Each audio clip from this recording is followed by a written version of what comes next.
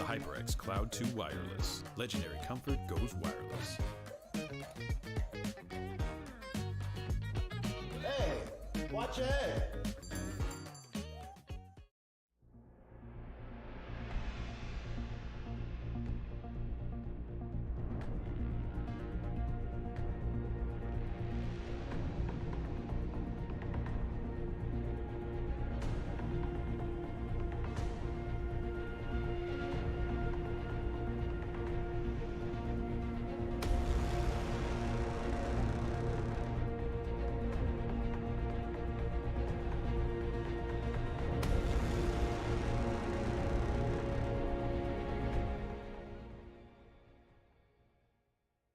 What sound experience would you like today?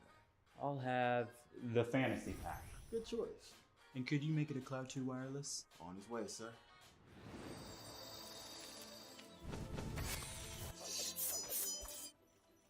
Sounds amazing! The HyperX Cloud 2 Wireless. Legendary comfort goes wireless. Ain't accepting, ignore, just kicking down all the doors. Guarantee you, boy, if I ask for it, it's gotta be real big. I gotta make it just for my kids and for their kids' kids. That's wealth years and years. Promise my brother soon as he out and finish this bid, we finna do it bigger than anybody ever did. The odds is real big, jobs that's real big. Satan trying a little, my God is real big. Stayed up on the grind on the cars is real big. I gotta do it big, the only way that I can live.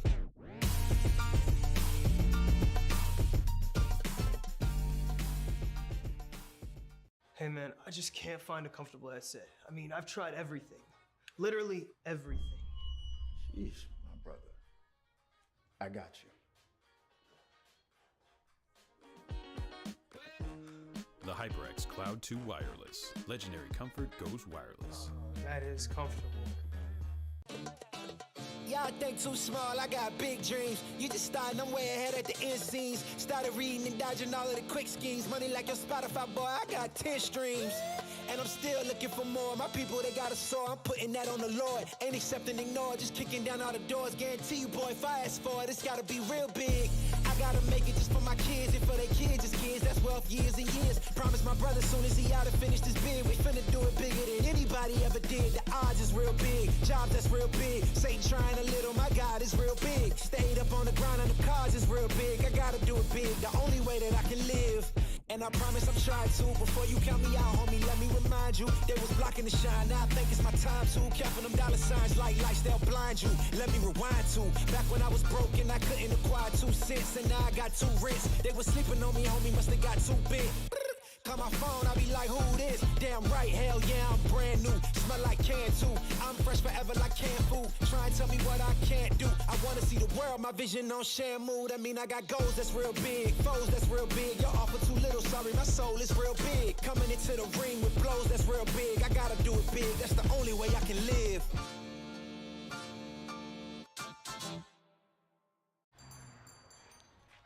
What will you like today? Another Cloud 2 classic? I'll stick with the usual. Maybe take a little bit off the sides.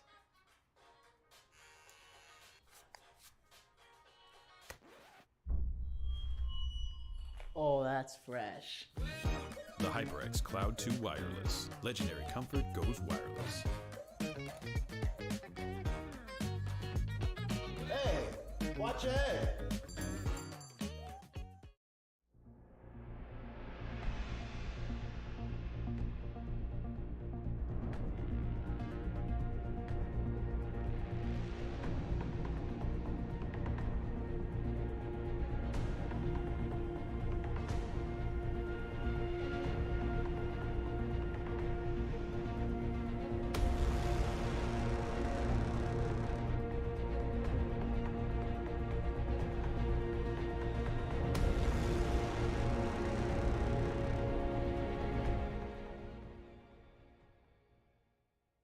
What sound experience would you like today? I'll have the fantasy pack. Good choice. And could you make it a Cloud 2 wireless? On his way, sir.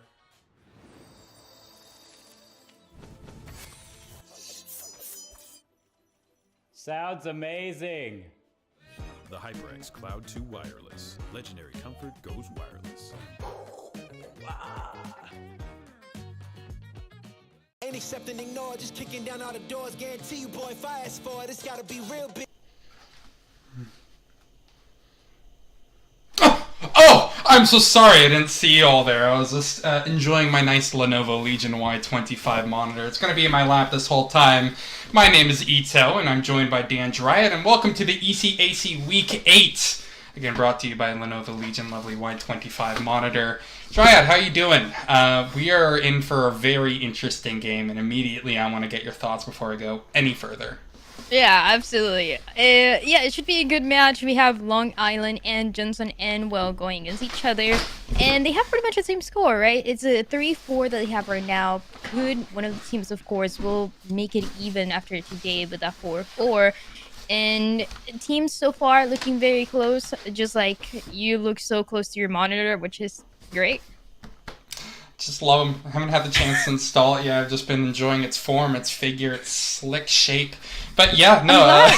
I'm glad. It's great, yeah. I have that going for me, which is nice. No, but to go on what you're actually saying, though, this actually could be a pretty interesting match. We're talking like playoffs potential if you win this one out here. Both teams just barely at a negative win-loss record. Also, not to mention that in the past month of play, they're 2-2. They've been kind of split down the line. They've seen the highs, they've seen the lows, but this is, I'd say, inarguably their most important game of the season. It's going to go ahead and see who's actually going to go further in this tournament, or if they're going to have to bow out now. We have Long Island University and Johnson and Wales University. I didn't want to mess that one up. So I guess initially heading into this, what's going to be running through your mind? I mean, if you were in this sort of situation where it's do or die for a single best of three, do you bring out something spicy? I mean, or do you just bring your own game plan? Right. I mean, the thing about it is that collegiate teams, they really love to bring new things every single time. Yeah. It's kind of insane. And it manages to work in many scenarios. Even if, right, we talk about it, it's 3-4 that both of the teams have right now. But even when we see those even score lines, the minute that we actually jump into the match, the playstyle can look a lot different. So more than anything, I feel like that is why it's also so rare to see those mirror matches coming up, because everyone is pretty much playing comfort picks, which is really nice, right? That's why they've gotten those wins. That's why they've gotten this far, and they are a potential to get to those playoffs.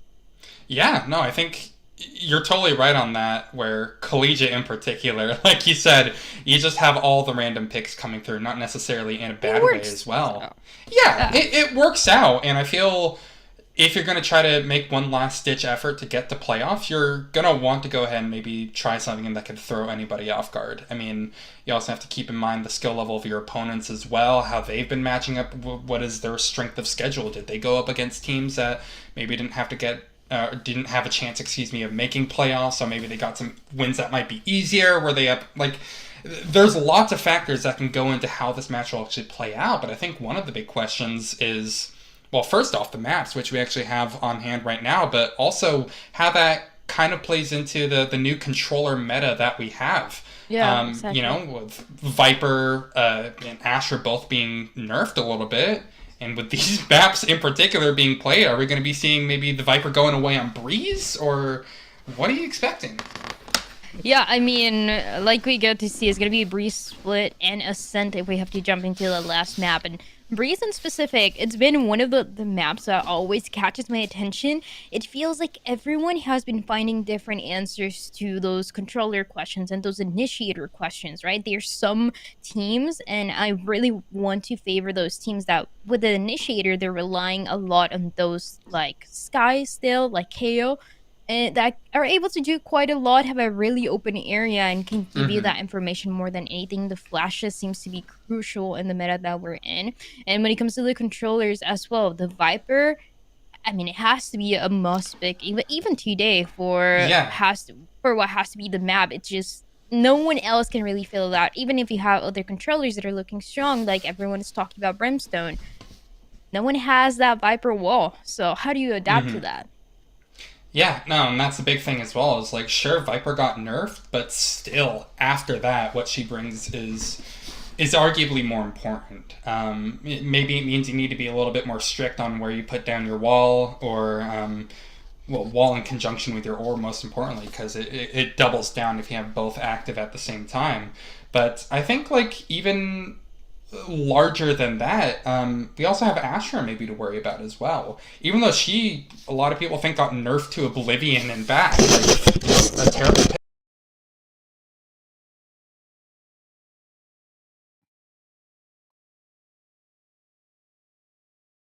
Yeah.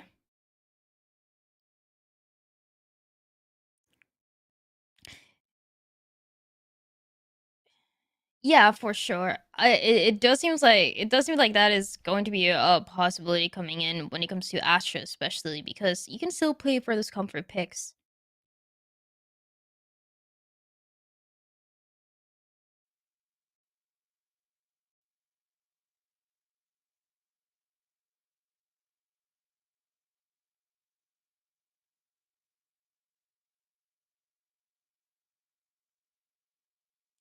I hear you. I hear you.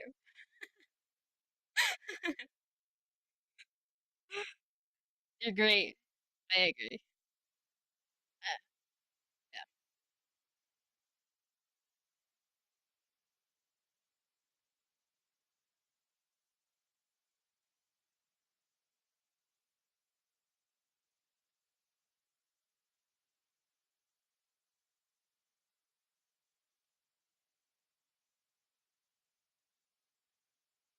I think so, yeah. I think the Viper is gonna be a must pick, especially when you're trying to entry towards that ace side, which is very much the most comfortable side, and depending on the compositions that we get to see, especially for these teams, you want to have the wall to make sure that you're able to isolate at least a couple of targets, have the spike planted when you are going on the attacking side, and have the benefit from that out of just playing from that information right after. So I think the must picks for Breeze, for example, continue to be that Viper and potentially that Sova as well with such open areas you need to gather that information. Yeah, Sova feels like also a must pick. I think a Chamber or a Jet could also be really interesting shouts for them as well. And that's where team preference, I think, kind of plays a lot more into this factor as well. Again, this is, I believe these players are around like the gold, maybe platinum level as well, and I'm wondering if that personal sort of bias, like that personal feeling, if that comes into play. The agents that they would play in ranked normally, if that's what they're going to be bringing out in their more coordinated collegiate games as well. It's really, I think, a lot of player feel is what you're going to be seeing at this level. So I'm excited because I heard some game noises, which Yeah, is I also usually a heard good some game count. noises. One player crashed So, on launch. oh no, we had a crash. So, I mean, hey, that just gives us a little bit more time to theory craft on this one as well. Again, Breeze being our starter. I mean, I can't really disagree with any of it that you said. It feels like Breeze has certainly kind of carved out a niche for what picks are like musts. But I also think this isn't a terrible idea at all if they want to shy away, go a different direction entirely. They still could Yeah. have a lot of success because of the level of play. Absolutely, and the initiators more than anything, we sometimes get to see the double initiator coming in into this map, and it's so nice because then you can balance, having a flash and having maybe a sky as well, maybe a KO to go in, like you mentioned before, and you can also manage to balance that Sova into the mix, so you have that information that you need, especially when you're attacking and where you need it so badly because it's a map that can be very tricky, even if you're rushing into sites, even if you're playing that default is always is going to be key. So the more information with the double initiator, the better it's going to be. But it does seem like we are finally on that agent select, seeing what the teams are finally going to bring. We didn't even get enough time to talk about the duelists.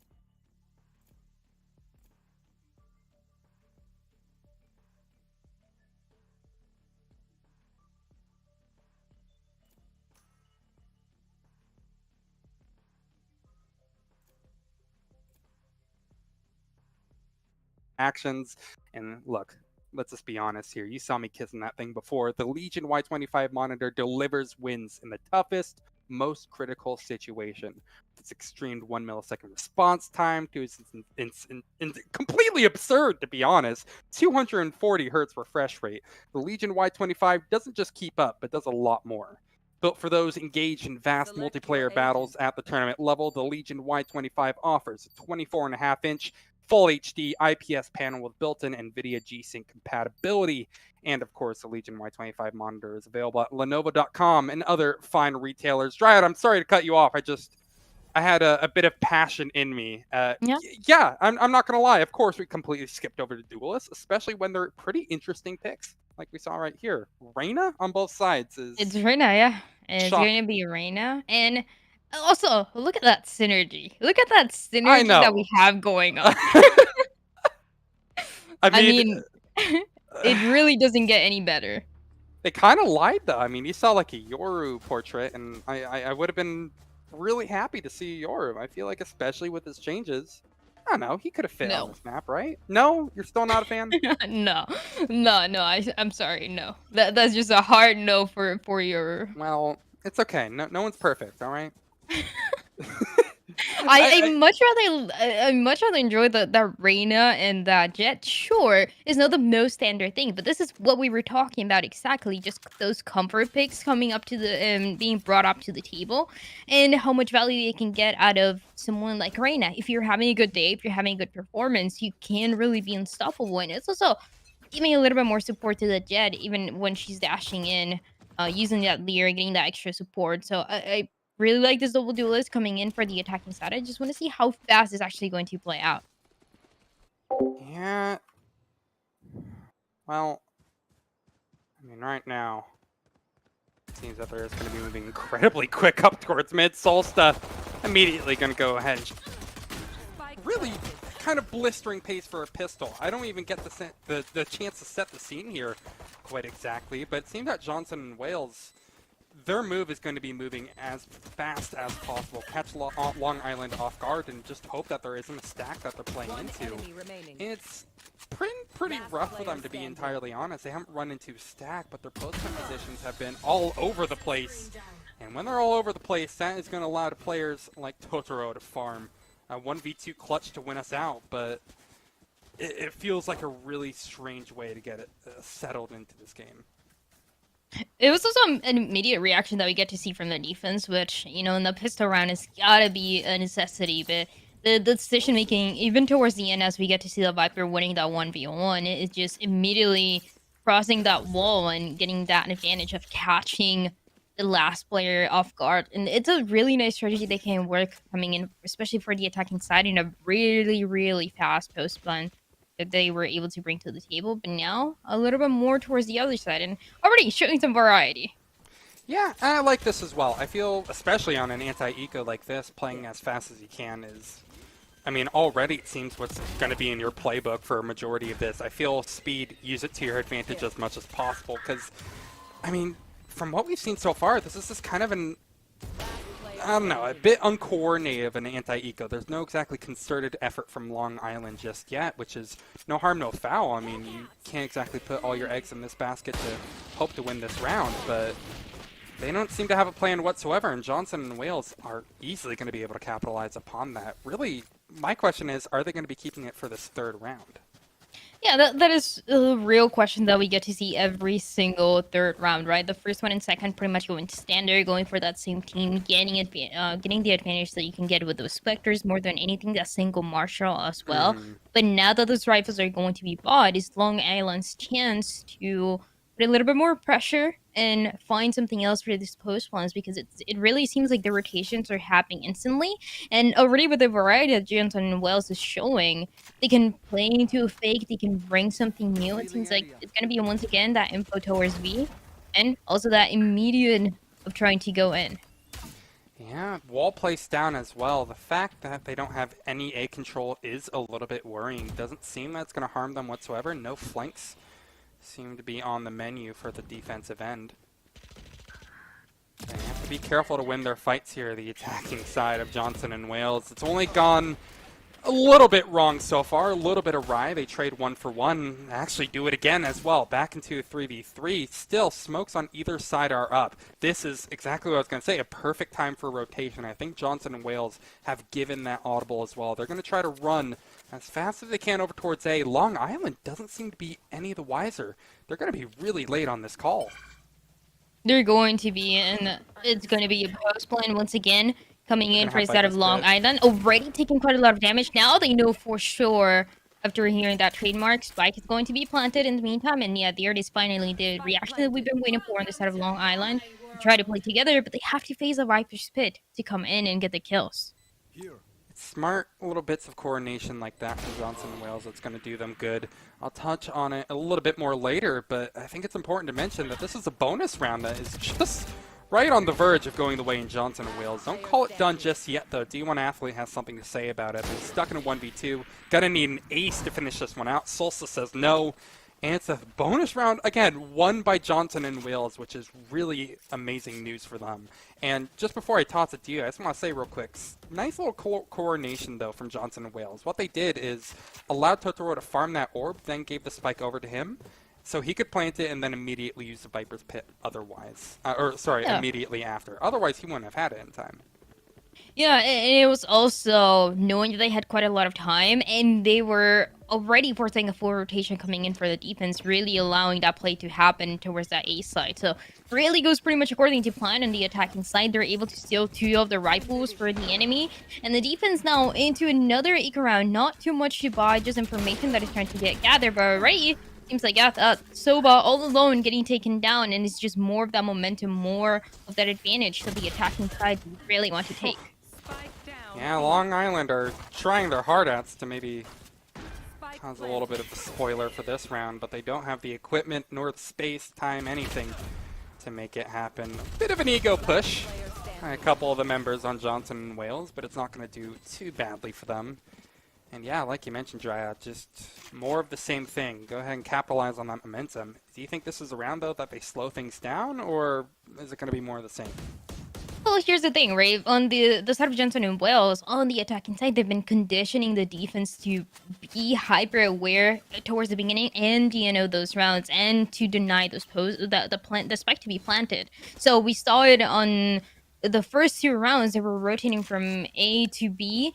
And in that third one, it was also another full rotation. So they're trying different things. They're trying different paces, and it's really working out for the side of Johnson and Wales, which means that the defense for Long Island, they just have to be hyper aware of any move that they can tell. And it seems like this time is going to be in the A side. Seems like it for the most part, but they also had someone playing upper, Solstice, I believe it was, with an operator. They're going to find an immediate pick. And look at that radar right now. Long Island immediately rotating. It's that reaction that has been already disciplined into them after only 5 rounds of play. Oh. And, God, despite having all of that in their favor, they haven't been able to do anything whatsoever about it. This is right on the verge of being a 5-0. The only person to say otherwise, well, it's going to be the Sova on Long Island all by his lonesome. That's DJ Mandude, or just DJ. That being said, he's going to be trying to flip that record another time and save that gun. I mean, Johnson and Wales, yeah, this hasn't necessarily been the most advanced playbook, I think is fair to say. It really has been these kind of one-track-minded pushes towards A, maybe keeping one player, like in the instance for Halls, as we saw with Solstice on the op, but they have really not even bothered trying to utilize flanks whatsoever. They've all left the spike, for that matter. I mean, really, they're exploring more so after they get the spike down than than before they do, excuse me. Every single round we've seen as well, it's been the numbers advantage going on the side of Johnson and Wales before they even have to plant the spike. So it's such a massive advantage to position themselves better to be able to at least get those trades that we got to see, especially in the early rounds. But after that, every single duel is going their way. They tried into this round going into that ace side, getting that information with that guiding light that someone was going to be playing close, taking him down immediately, planting the spike, and playing everything by the book, it seems like. And those duels, that is why they're going their way, because that information is already being gathered, and the numbers are really doing everything. They've stolen a couple of those rifles from the enemy, and they've forced once over and over again that economy to be not so good. This is also a very, very tough spot for Long Island, right? That's why we get to see the timeout of what you can do, because the economy is not looking too good. And if you lose this one as well, it's going to be pretty much until the end of this first half where you're going to be struggling. Yeah, their economy has been entirely brutalized, which is almost why it feels a bit strange for them to call a pause at this moment as well. We're just about meeting the quarter points of this half as well, right? 12 rounds of playing this first. And honestly, I'm not exactly sure if I'm a fan of this call. Okay, no. Now it's looking a little bit better. They're kind of half buying here. They're trying to go ahead and force up Guardians, maybe get a Marshal in play. And I think that's kind of the right call. Maybe not so much right there, but it's the right call to at least give yourself a winning chance, but don't dedicate everything that you have to it, excuse me. But again, it's more the same. Johnson and Wales have not had any issues whatsoever winning fights. Of course, as I say right there, it seems to go a little bit awry with Jews over on the A-bomb site. And hey, that's one kill going their way. Otherwise, though, it's been Solstice just farming with the operator. They're going to get the spike down again, and these have been very uncoordinated rounds. I don't think that's a secret to anybody, but where it matters most, it's in the actual deathmatch department, and Solstice seems to have a one-off on everybody else in the server. 3 kills already coming in for this Jed. Could potentially get the 4th one, but is going to be that Chamber finishing off what was left of DJ on the Silva. So another round going in for Johnson and Wells. 6-0. Long Island struggling to find an answer into this one. And the answer might be right in front of their eyes. They have finally some ultimates to use they can take advantage of. Especially at least a great space, right? We can see them using the Viper Spit very, very early on. And that is going to create the hesitation that Johnson and Wells haven't had to face before of maybe we actually make a full rotation into the other side where Long Island can position themselves a lot better. It really feels like the Viper Spit has to be the answer to stop the momentum as soon as possible on the attacking side.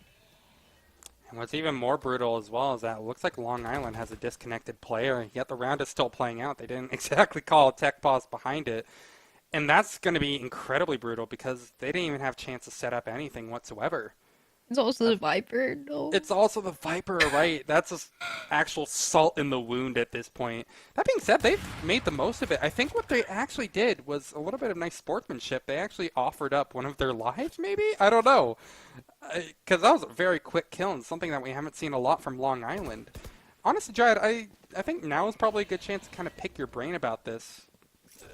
Do you think an operator would solve any of the issues that Long Island have at the moment? Because if they have the economy, I mean, sure. Yeah, that's the hard part, isn't it? Well, they have they could get the chamber op going sometime in the next couple of rounds, right? Especially if B-Man farms a couple of kills like he is right now. Oh, okay, maybe not always farming kills, but got a couple of points closer to it. Maybe round 8 we could see something happen, but still, we're on round number 7. Things to do in the meantime. Iranium down into a 1v1. That being said, he's up against a ghost. He's up against somebody in the ethereal force. This player has disconnected in D1 Athlete. What if this is strat? What if... Oh, no, it's not. Yeah. They're just really trying to save money. I appreciate that. I love that gamble idea from them. It's unfortunate, but that sort of thing does happen. Hey, DC's happened in my ranked games. You know, it's basically the same thing, right? High stakes collegiate match. No, they're not pausing still. I gotta say, Long Island are seriously doing their best. Considering we don't have perms to pause it either. You saw it there as well. Oh, wait, no. We have it. We have a pause. I guess we're going to be waiting for D1 Athlete to come back. Maybe the internet at those dorms isn't so great. That's true, the collegiate experience. Is it not, right? I can relate. I've been in those, I've been in that kind of situation before. So, luckily, you get treated to a couple of face cams for now. And, I mean, what is there for you to report on the state of affairs, Dryad? Because this has been brutalizing so far on Breeze. It really is so frustrating because I was talking about the Viper's Pit and how much it could have gotten them into that round, and it's exactly that Viper who is not in game, who's disconnected, cannot use the massive ultimate to take advantage of that situation. And even towards the beginning, it was the right decision, right? We got to see a couple of trades coming in for the first time, really. What it feels like between the two teams to go and get that entry into B side, but immediately denied at the end into the 1v1 with the disconnected player, and we just know how that goes. Mm-hmm.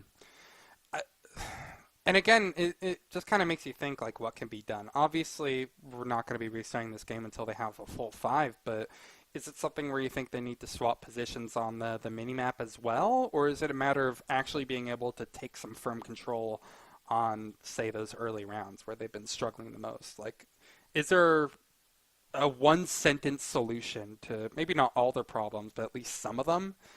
Because 0-7 is not the start you want.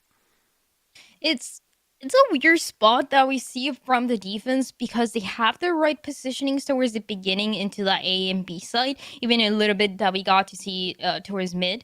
But the thing is that when the attacking team starts coming in, you're not really backing up or trying to contest it. They're losing those duels. So every single post plan that we jump into is going to be not really having the numbers advantage to work with, and everyone getting taken down one by one. So at this point, it's either you're completely backing up and playing a post-plan scenario where everyone is going to be there on the side of the defense, or you're going to be actually trying to get those duels early. Well, I mean, we're going to need to see how this one actually plays out. It looks like our boy is back, D1 athlete. Nice. Viper's Pit's still in play, like you mentioned, Dryad, so this could be one of their winning chances. That being said, they don't really seem to have any direction with it. They actually have to use that Viper's Orb in addition just to get across safely. But Solsta, little do they know, he's not peering over towards Halls. He's actually over towards mid, and this is pretty lovely from Johnson and Wales. I was kind of commenting a little bit before on how they weren't using the flank whatsoever. Now this completely brings a brand new factor into play. As this retake is going to be coming in, not only do they have the player advantage, Johnson and Wales, but they have the positional as well. D1 athlete going to give it the old college try. Gets 1 kill, but is easily traded out by Juice. Maybe drones as well. Going to be going in for a flank. First time we've seen this from the Long Island side. DJ Mandude just trying to get in towards safety, allow his teammates to farm, and farm they are. Collecting 2 on the kill feed. It's going to end up in a 2v2. Totoro is putting all the work on his back, however. And yet it still comes down to the very last second here. You don't have the time to win this. It's completely and totally cataclysmic. And it's not pretty, that's for sure, but it's the best attempt we've seen so far from Long Island. It was a lot better for sure. I was concerned because we saw 4 stack towards the beginning on that A side for the defense. And there was only the Reyna left in B, but the spike was planted so fast that suddenly the numbers that they had into that A side turned out to be a good bet that they made, and they were able to capitalize from with those trades that they got. But the time was running out, and playing around the Viper's Pit is really a nightmare to deal with. So another round, the fades away. It was definitely a lot closer, but also not close enough. All right, DJ Mandu, perhaps a bit of a play of desperation. Unfortunately, just barely missed their dart, but blind firing their ult actually isn't a terrible idea there, especially if you have to read. That's another dart. Unfortunately, they aren't able to hit either. Just walking in through the slow field will be Totoro, and that eventually puts Sova out of his misery. Long Island, once again, struggling just in the fundamental being able to win their fights here, and I think it's brutal in particular because if you keep on losing fights, that's not going to help your ego in wanting to continue taking those fights either, right? It's just kind of a momentum sort of play. It gets really scary, yeah. You have to deal with those duels and know that most of the time you're not really winning them, so you're playing back, but then you're wasting too much time and you have to actually engage. And for the engagement that we see on the side of Long Island, they could pretty much make it happen with, I mean, they have so many tools to get a proper engagement with at least 2 members. They have the leader to go in, they have the guiding light as well. And those tools alone can be enough to get at least a trade into these rounds, but it's not turning to be enough for them. So now an aggressive position turning out to be a lot better with the Marshall. Nice. Yeah, look what happens. You're already seeing the results of them being able to win a couple of... never mind. Okay.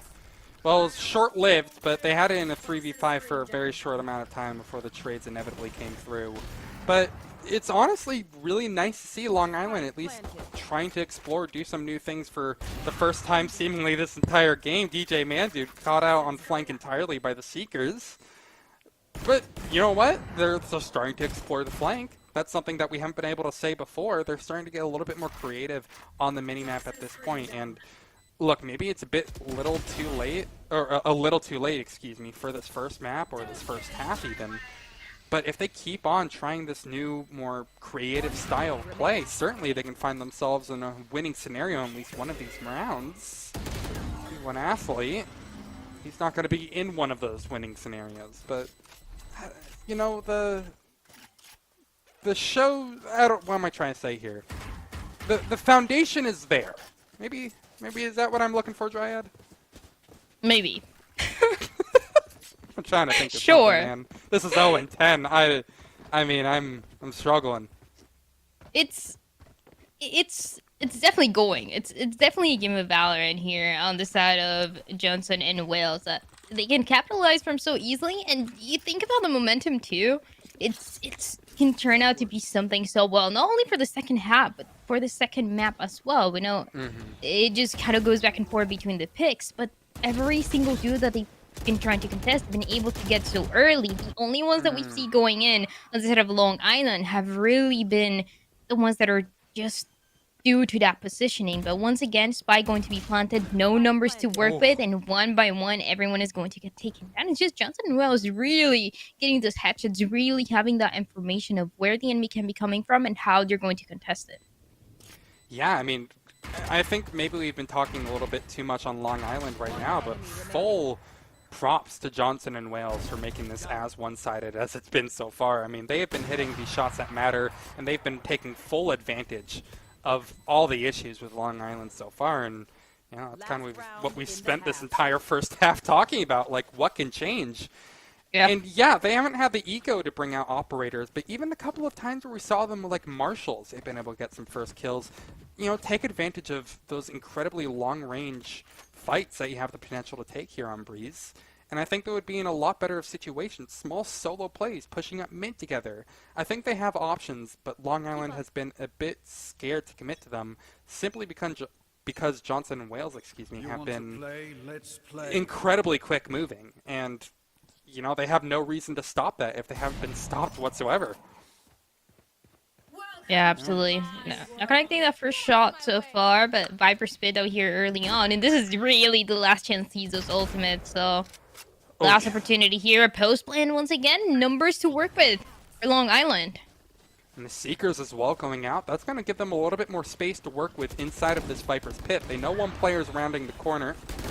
Nikki is short, needs to win a couple of these fights, but they're playing it perfectly, Long Island. That's exactly what we want to be seeing. They're taking a couple of fights together. Solsa doing his damnedest to go ahead and divide fights here, and he's on for the ace. Not just going to get it, it will be Myranium to snatch it away. But once again, despite a very promising attempt from Long Island in the makings of something, Johnson and Wales, no, Solsta snatches that away into their favor, and it's a 12-0 first half. Nothing short of domination. It was also really playing into the composition, right? For Johnson and Wells starting on the attacking side, having a double duelist to work with, and even having an operator that over and over again was getting kills. But it wasn't really the operator. It was that Solsta was always in the right position to get those kills every single time. And it was most of the times that we saw the spike getting planted on A side. It was the spike planted for Solsta, every single information as well, and that communication that seems to be thriving so much inside of Johnson and Wells, to the point that this is already match point, and there's only one more round that we could see here, and it's a pistol one. Yeah, Breeze is looking incredibly confident for them. We're just going to have to see it all disintegrate potentially in front of us. Johnson and Wales playing incredibly forward positions, all together. But when they have this single player isolate, suddenly it becomes an issue. Solsta is going to go ahead and, well, maybe go ahead and rid myself of all these fears. It looks like a fair potential 13th. Don't go ahead and call it quits yet. Mini Drones has certainly something to say. 2 kills found. It comes down to 1v3. Myranium on just a couple of points of HP as well. And I think the 13-0 curse, surely it won't come true. Decay will knock him down a couple. Oh? Yet another kill, and there's no way he makes this one happen. Time's a ticking. He can get to that halfway mark. D1 athletes peeking, but hasn't quite committed to it yet. a couple of milliseconds away from being able to actually defuse that spike, and D1 Athlete, well, they ruined the 13-0 dream, but I don't think it needs to be said. There's still a very long way to go. D1 Athlete has been the player to talk about on this side of Long Island. I know that the rounds didn't really show it, but when you look at the kills that he's been getting in the early opportunities here, it always seems to be going his way. It's just more of a matter of when there's 2 players remaining for his team, being able to clutch it up. And that is a factor that it's a very difficult one to take into account. Not everyone can do it, so you want to rely on the numbers more than anything to have more chances to make something like this happen. But first round here, let's see how much more they can get, an economy they can thrive a little bit more, and already an opportunity for Long Island to get the second round. Yep, I kind of like this though. The slower pace from Long Island is something that I think will punish Johnson and Wales, excuse me.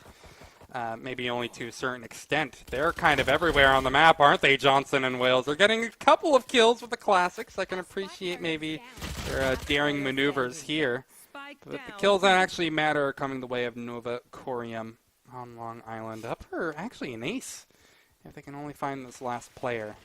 Good attempt by Johnson and Wales, though. I like how they're starting to explore the map a little bit here. And we're starting to see a little bit more familiar gameplay, right?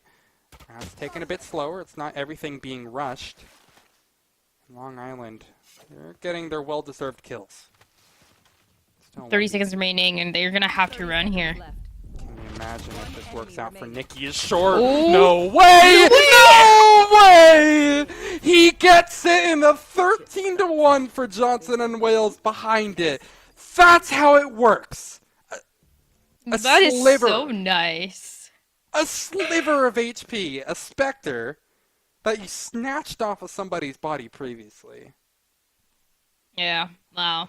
That is so nice. Also, it would have been different because we saw them running. We saw they knew where this Reyna was hiding and where it's going to be positioned. But I believe both of the guiding lights were already used because we saw one towards mid and I believe we saw one towards the beginning. So the opportunities there were denied to flash that Reyna, get a chance because she was so low in HP. But they get away with it. What a nice round as well to end it up with.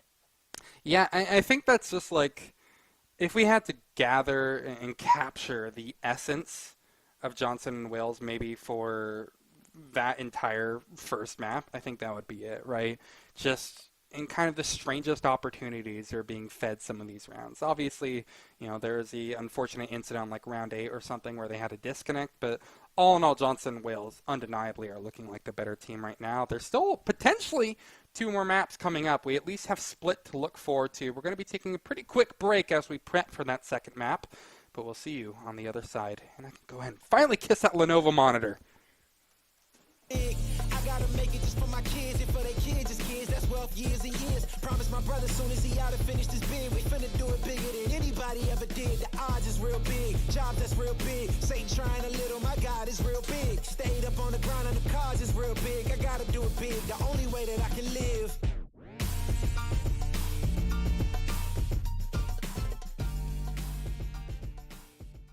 Hey man, I just can't find a comfortable headset. I mean, I've tried everything. Literally everything. Jeez, my brother. I got you. The HyperX Cloud 2 Wireless. Legendary comfort goes wireless. That is comfortable. Y'all think too small, I got big dreams. You just starting, I'm way ahead at the end scenes. Started reading and dodging all of the quick schemes. Money like your Spotify, boy, I got 10 streams. And I'm still looking for more. My people, they got a soar, I'm putting that on the Lord. Ain't accepting, ignore, just kicking down all the doors. Guarantee you, boy, if I ask for it, it's gotta be real big.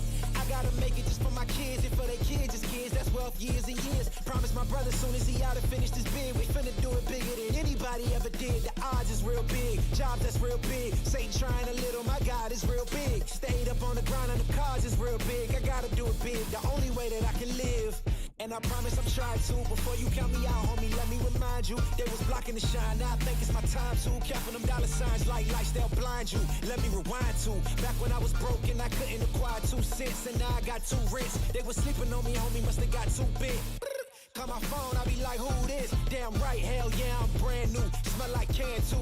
I'm fresh forever like canned food. Try and tell me what I can't do. I wanna see the world, my vision on shamu. That mean I got goals that's real big, foes that's real big. Y'all offer too little, sorry, my soul is real big. Coming into the ring with blows that's real big. I gotta do it big, that's the only way I can live.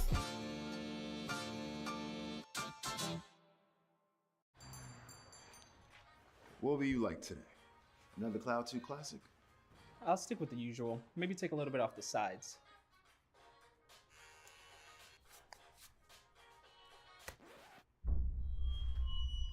Oh, that's fresh.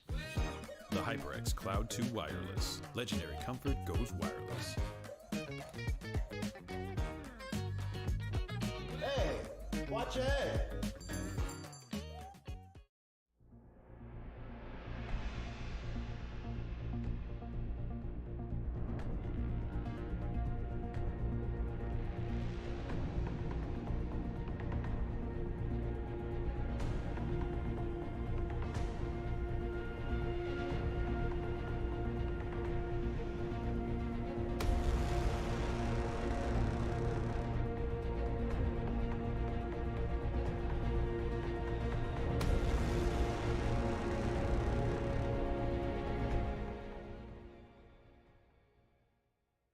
What sound experience would you like today? I'll have the fantasy pack. Good choice. And could you make it a Cloud 2 wireless? On his way, sir.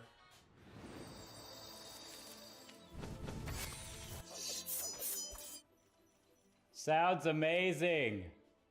The HyperX Cloud 2 Wireless. Legendary comfort goes wireless. Ain't accepting, ignore, just kicking down all the doors. Guarantee you, boy, if I ask for it, it's gotta be real big. I gotta make it just for my kids and for their kids, as kids. That's wealth years and years. Promise my brother soon as he out and finish this bid, we finna do it bigger than anybody ever did. The odds is real big, jobs that's real big. Satan trying a little, my God is real big. Stayed up on the grind on the cars is real big. I gotta do it big, the only way that I can live.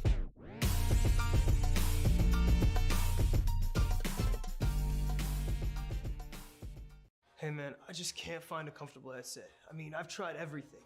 Literally everything. Sheesh, my brother. I got you.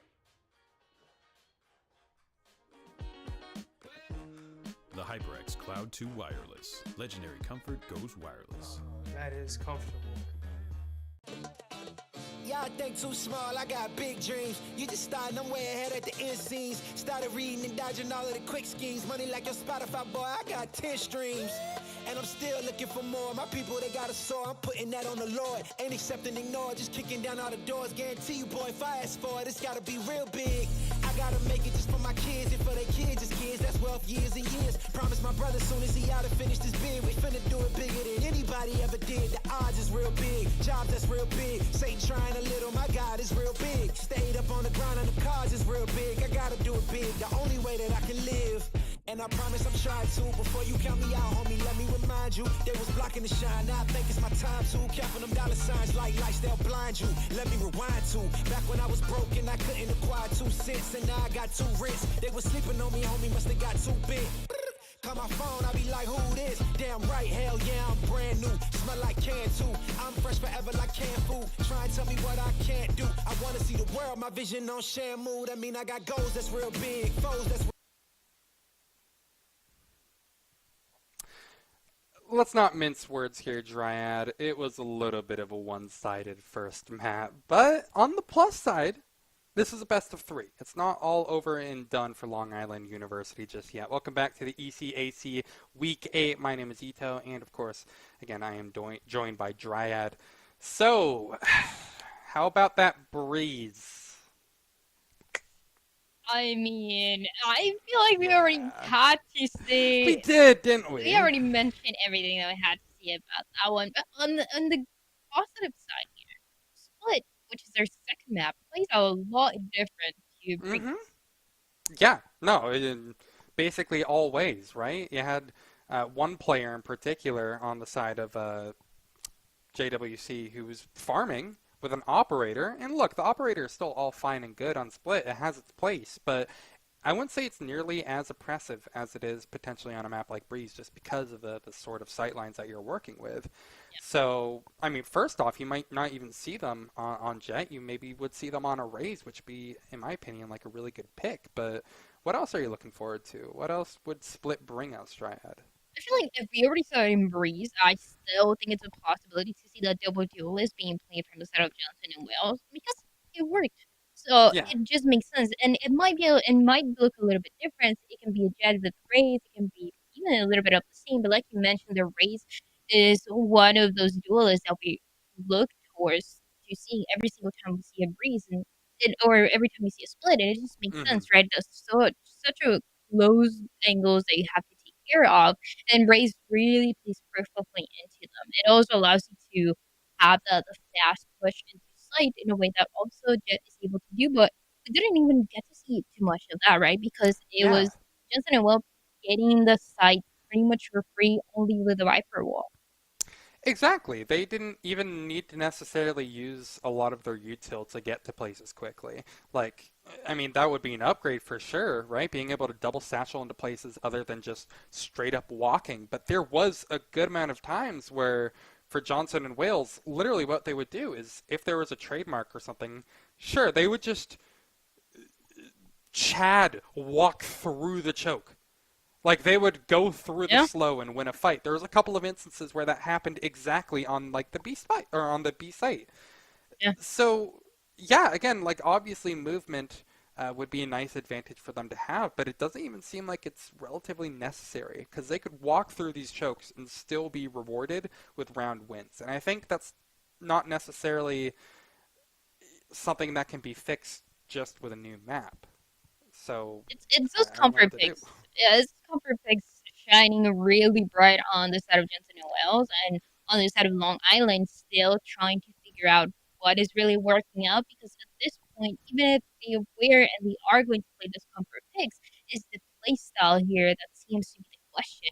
That so far cannot be answered because it's not really working out. We mentioned it before. It's that really awkward spot between getting those early fights and getting away with those duels and backing up and playing all together. We never really saw a proper balance between them because it was either at the side of Long Island losing very early duels or getting taken down in very awkward positions because they couldn't fully back up and get out of the second time. And now on Split, it's more of a chance to see that, right? A little bit of those close angles so you can really run away wherever you want in those open areas.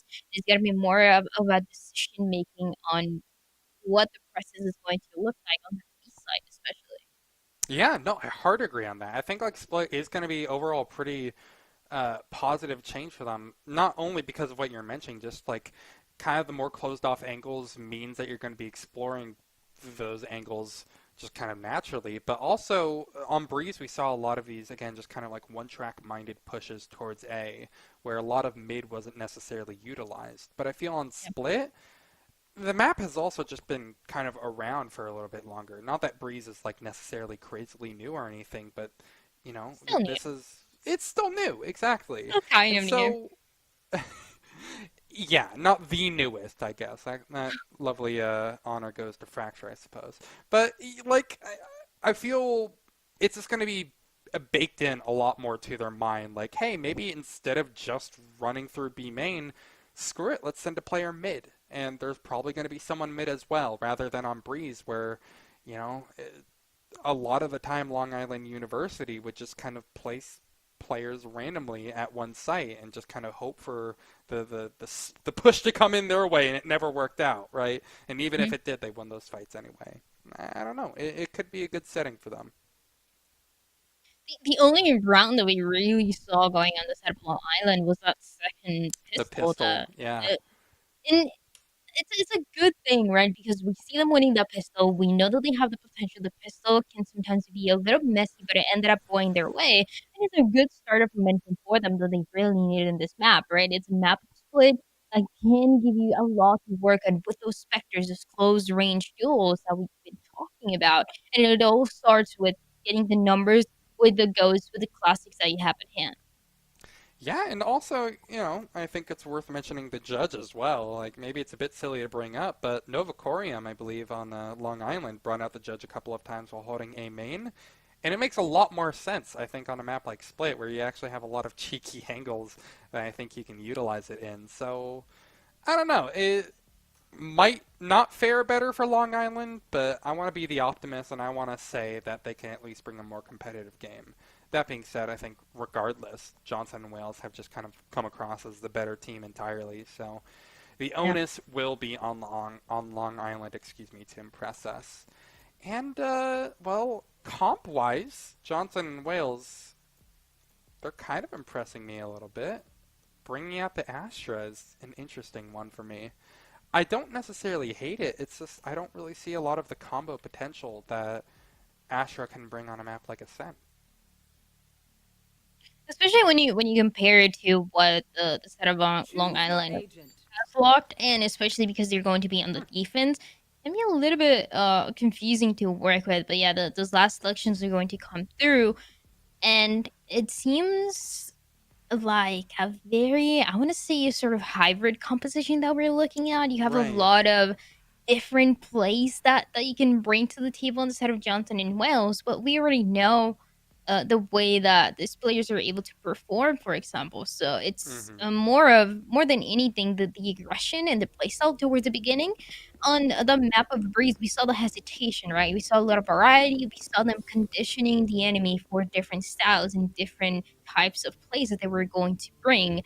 But now that they are able to know the enemy a little bit better, is how you perform with these agents to the same high level that we already saw before. Because having the same performance, it's not the easiest thing to do, and especially because you already have the bar set so high. The bar is set high, and I think Johnson and Wales haven't even necessarily pressured to try maybe some of those things that we have yet to praise them on, just because again the challenge hasn't really been there for them to try to explore flanks or so on and so forth. This could be a nice big challenge for them. The pistol, as you mentioned, can always be a little bit scrappy, a little bit wild. It's the only round that Long Island were able to win on map number 1. So let's see if they can recreate history this time, maybe in the first half. It's looking good. Okay, there you have it. It's actually not the bullets that get the job done, but rather the boom bot. But regardless, that's the first kill going their way. Ground down to a halt will be Johnson and Wales. And look at this, Long Island, they're starting to explore. They're realizing that there's other places on the map, and they're actually trying to push their advantage. It's doing great. They're now up 2 players. This could be a nice, fun challenge. Long Island, they're not running into many issues whatsoever on this pistol round here. Johnson and Wales, they're the ones who are actually having trouble even retrieving that spike in the first place. So yeah, I mean, only 2 here. Is a 2v3, a guiding light that actually flashes a couple of the teammates as well. Has to wait, but at least they're able to get away with their lives as of right now. A lot of damage coming in towards the heaven, and a 1v2 to finalize it here. Salsa coming up again, looking very close. But at the end of the day, there it is, Long Island. It seems like pistol rounds are just their thing. Yeah, it's their thing, and it was as scrappy as last time. If you flash back to round 13 on Breeze, that was the only round that they won, of course. But in addition to that, it was also like a 1v3 come down to a 1v1. We just saw that happen again. So really, I think if this happens more, which it might happen in this round, knowing that Johnson and Wales don't seem to be buying up, be careful for all of the potential eco damage that could be done. They're still not, in the clear yet by any stretch of the imagination. Also, I really like that combo that they did with the Astra there. The pull into some classic spam, did them good for a bit of damage and also forced out the heal from the Sage. Are they actually committing to this B spike, or this B site, though? It's so difficult with the Cypher, too, and all the utility as well. It's a 5v5 to conquer. So far managing to stay alive, though. Yeah, well, they're going to go ahead and give the old college try. Once again, it was what we talked about on Breeze, where they just pressed W and weren't afraid of slow fields or anything. Not much eco damage to speak of, and Long Island, suddenly they're looking like they actually have a say in this game. that I like also the respect that we see on the side of Johnson and Wells. They were not really forcing that second round. They were not trying to buy those specters. They wanted to play as usual, respecting the enemy as well, respecting that even though the first map went their way so nicely, things can change around and that momentum might get a little bit over your head. So going back to the usual, going back to now the third round of those rifles, but those specters in this map can do so much, right? Those close duels that every single time we've seen Long Island trying to take continue going their way. And for the first time, we can see a little bit of a different pace where they are more proactively trying to change things. And I love this. This is what I was talking about, what you were talking about, where Johnson and Wales, like, they're finally going to go ahead and start showing some more glimpses of respect for Long Island. They haven't had to do this sort of default previously. Now they're being kind of forced into it after losing the first 2 rounds. Now, mind you, this is a bonus from Long Island, so they aren't necessarily working with the best equipment, but if Johnson and Wales could win theirs, who's to say that Long Island can't do the same? They're already a player stronger in this. Maybe keep an eye on that defensive setup from Long Island. They have some questions on where they want to actually commit. B-Man, you need to turn around. Where are you looking, sir? Sure, I know there's some pushing coming out towards B, but you need to keep your back covered as well, especially when you hear noise. That's going to be a full commit in from Johnson and Wales. Spike planted without any issue whatsoever. And only now will Long Island be able to respond. D1 athlete pushing up, but is not watching his back as well. Juice finds 2, makes it actually 3 in the round. Johnson and Wales are on the board. Very nicely done. Also, only got to lose 1 player. That was very early on, and that means that the rifles are going to be kept. The economy is going to thrive a little bit more for those next couple of rounds. And Long Island, they wanted to get away with it. Only a single pick that they were able to take away from the side of Johnson and Wales. And still, you want to give them the benefit of the doubt. Now they're able to buy those rifles. Now is when we actually see the proper fight taking place. And this is a perfect opportunity for them to implement what we got to see in that first and second round, right? The aggression, them actively looking for the enemy, actively trying to get those picks and get the numbers advantage. If they're able to do that with their rifles, they can get away with the round so nicely. And it's something that they're definitely looking for. They're going to need it as well. Would mean a lot for them. Yeah. Mentally, especially after the beatdown that they took on Breeze. And God, speaking of beatdowns, talk about brutal for DJ Man, dude. Spammed out of position, forced to actually commit, and he had no help whatsoever. That man dude is now a dead dude. Long Island looking lost in round number 4 here. As it comes down to D1 athlete, you can toss down that stimmy all you want. I don't think it's going to do great in a 1v5. I think he sure will make it so. And Johnson Wales giving us some flashbacks to map 1. And we mentioned the Astra and how it's been nerf and not also agent that we've seen a lot in Split, but it's working so nicely on the side of Johnson and Wells because they are using that well, they're positioning themselves so nicely, and they also always have the right idea of where the Cypher and everyone else positioned into that B site is going to be located. So it's just a matter of time and a matter of communication before they get that opening pick to work with. Yeah, it really forces them into that position. And I think when you play around an Astra, she still has a lot of value. Ooh, speaking of value, that Marshall, 950 credits, yet they're making it look like an op! 2 kills immediately. 1 a headshot, 1 a body. But still, it's a kill regardless. Long Island! What? Holy hell! Peeking? Were they peeking that over and over again? Stop. I mean, at what point do you just smoke it, you know?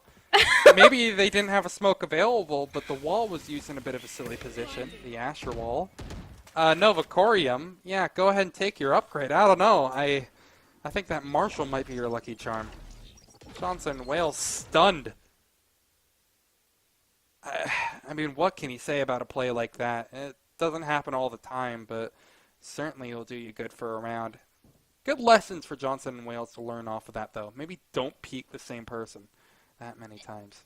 Also, yeah, 1 by 1. That is the issue, right? At least if you're trying to trade, or or smokes or flashes to work with. But they just thought that it seems like they thought that they could just get away with it, trying to contest it over and over again. But really wasn't the case. Now the time is running out. Less than 20 seconds. That is going to be by the time that the spike is going to try to get planted. It's a 1v3 to deal with it. Bolster can win this though. He's been given a lot of respect, a lot of space here. He can get the spike down wherever they wish, actually. 10 seconds left. Tap it once. There's the first kill over towards Raptors. Not quite ready for the person over towards CT or defensive spawn, excuse me. They'll be thrifty going the way of Long Island. Now, make no mistake, I know DJ Mandu got the final kill of that round, but it was Nova Corium all the way. Amazing martial action. Yeah. Does some good for that round. A couple Marshall kills that came a little bit unexpected, but we know for sure that Jensen and Wells were able to learn from that lesson, trying to contest at least in a different way, or at least trying to use that utility, not just peeking the corner and getting taken down. So the changes that are going to be brought to the table, no more default as well, is going to be the B side that the side of Jensen and Wells are going to try to target next. B site is now their boon, and it is a incredibly, again, just one-track minded push here. There's absolutely nothing happening over towards mid or A. If Long Island were to go ahead and try to push their boundaries a little bit, if they were to explore, go on a bit of a walk, they could get so much information for free and effectively corral Johnson and Wales in. But no, they're taking them just completely head on. There's a KO used by Moranium behind it, and that's going to be their cue to push. Actually make this into a real execute. Long Island are waiting, though. Lying in wait most of all will be mini drones. There's a Brimstone committed. Solsta completely caught out of position. Will soon be taken out of commission. That's spiked down, mind you. Of all players to die, Solsta was the one that you certainly didn't want going down. That's going to funnel them in to actually having to grab this spike, and it will be a field day for Long Island. As B-Man collects his couple, and it comes down to Nikki a short 1-on-4, but when there's too many bodies, too many heads to shoot, it's an impossible task. It's not pretty, but Long Island, they get the job done.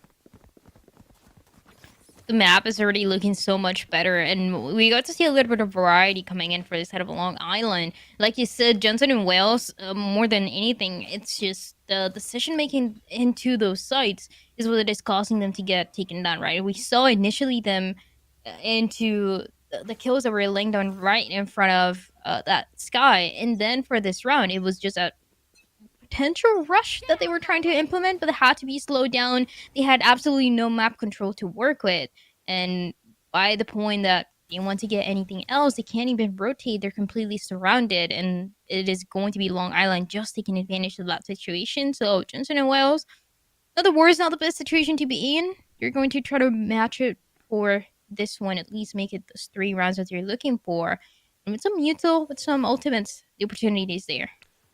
They're walling over this towards mid. This is interesting.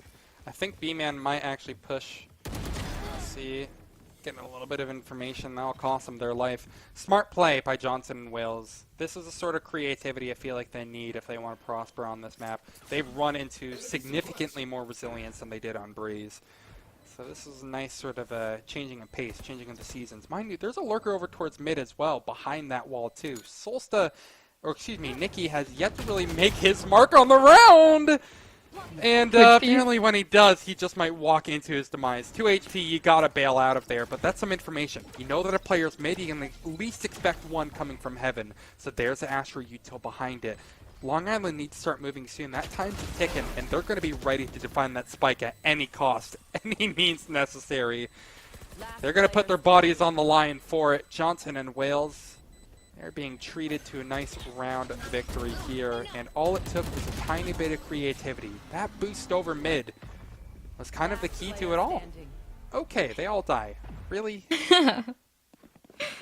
I mean, they win the round, you know. You can't really blame them for that. It happens. They had a creative play, and now a little bit of a less creative play to finish it off. So Jensen and Wells, yeah, they get away with that one. Like you said, trying something different, and this is what really made them win that map of Breeze. It was trying different things every single time, and creating that fear for the enemy where you don't know exactly where they're going to be pushing, if it's going to be all of them, if it's going to be a default, what is going to happen. So Jensen and Wells try something new towards mid with that wall that is also not something that we get to see very often, but it finds them the answer that they needed. So now a little bit more pressure, and Long Island also proactively using that utility to get that damage, to get those kills, and create that hesitation to push in. Oh, just shoot D1. You're so close. Oh, Mini Drones is the one actually doing the shooting here, apparently. Okay, Johnson and Wales. Right as we're praising them, they're going to be knocked right back down again. Long Island respond back with what really is just kind of a simple play. I'm not exactly sure how much you can exactly write home about that. It seems like an incredibly dry push from Johnson and Wales. Not much going in behind it, and they'll be completely swept away before even having a chance to appear in that round, quite honestly. For the first time, it seems like there's going to be an eco round coming in for Johnson and Wales. And I mean first time, not only in this map, but the entirety of this match between the two teams, where Johnson and Wales are going to have to adapt. They realize that, like I said before, the momentum can get a little bit over your head, and you have to adapt, and you really have to be concentrated to get away with the kills that you want. And that is Long Island taking advantage of every single time, and again, they do it. Again, Johnson and Wales showing a bit of promise. Before, again, you know, they were completely and totally uncontested in their early rounds. Now, this is what Long Island have improved on since the map swapped, and it's like we're watching a different team entirely. It's certainly noticeable. Long Island just had to iron out those few kinks, and suddenly they're actually looking competitive here on Split. For things to mention though, Johnson and Wales, I mean, look, they aren't an eco. There's really only so much that you can expect from them. They're actually committing the resurrection. Okay. That's a creative choice. D1 Athlete might go ahead and show them exactly why that's not your finest idea, your finest moment. They're walking into the stim beacon. Mate, that doesn't work for you. Long Island, well, they, maybe did a little bit more than they thought there. They ended up burning the res. That feels a little bit ridiculous. I'm not a fan of that rest. You can't even say rifles, or you can't even get the kills that you need to. It's just Long Island from the long range, being able to get away with those kills and being able to get away with another kill. So just positive for them on Long Island, as they are really finding the answers to everything. So now it seems like a closer positioning. Okay. What are you doing here, man? Oh wait, is this this might be a Razor. Take care for a satchel over, perhaps? This is creative. Spike is A though. Are they actually gonna compete? Or is the wall going to get no value? It might. I respect the creativity, but they can save it for next round. It's okay. Well, this is true. Oh no, the Astro Wall is being used. What is this Astro Wall? This is ridiculous. Blocking off kind of nothing. It goes ahead and allows them to split right in the middle of towards mid. everything. Wait, there was no one mid. What is going on right now? There's absolutely no one mid. Look, don't get me wrong. I still think what the wall did, the wall's purpose was dumb, but it's actually working out brilliantly for. Oh God, no! They just dropped the spike. Jules had the spike and they did not clear the site. So now they're gonna have to make a rush onto it, and they've lost a player in the result of it. They're gonna have to use that Viper's Pit, but it's a 1v3. You're gonna have to expect amazing things out of Totoro, but that's just unrealistic. That is completely ridiculous that it's gotten into this state of affairs. Totoro, 6 bolts left. You're forced to reload, son. Do you remember the famous Totoro 1v3? It started with him flicking left. Now, maybe I was just misremembering. Goes down. That's another big ultimate. A game-changing ultimate for them, committed as well, mind you. It feels like the round could have ended a little bit earlier too, but we heard the showstopper, and the showstopper was kind of thrown out of nowhere when we saw actually the Viper for Totoro being on the right side, getting already a kill on the right side. So you already had the information of where the Viper is going to be located. Trying to get that showstopper to connect it would have been nice at the end of the day. I mean, they get away with the round, but Long Island, they're finding the answer here. The defense is looking so strong, and it's also a little bit of the nature of the map, right? The defense can do so much, can position themselves in such interesting locations to work with. Like we saw, I mean, a little bit earlier, sure, it didn't work because the push wasn't towards B, but you're trying different things, and it is what is allowing Long Island to have a different look compared to what we saw in Breeze. Yeah, right. The map is certainly playing a lot more in their favor. They seem so much more confident. Again, it's just kind of a different team to an extent that we've been seeing. Right now, Johnson and Wales, I'm trying to go through their thought process right now and figure out what their plans are to push through Heaven. But there's basically no rotation to speak of from Long Island just yet. They're afraid to commit. Actually, look at this. You see that Brimstone is in moving towards ropes. That is something that you wouldn't have seen on Breeze. They're starting to explore more, and I absolutely love it. Johnson and Wales, this is a pretty tricky position for them to be in. With all the ultimates being committed from Long Island, though, I mean, they're really going to have to fight tooth and nail just to get out of this one alive. Johnson and Wales, that's with another kill. Not going their way either. They're going to have to seriously come out on top of some of these fights, but it is just not working out. The artillery diff, certainly a major player in that one as well, and it'll be 8 rounds for Long Island.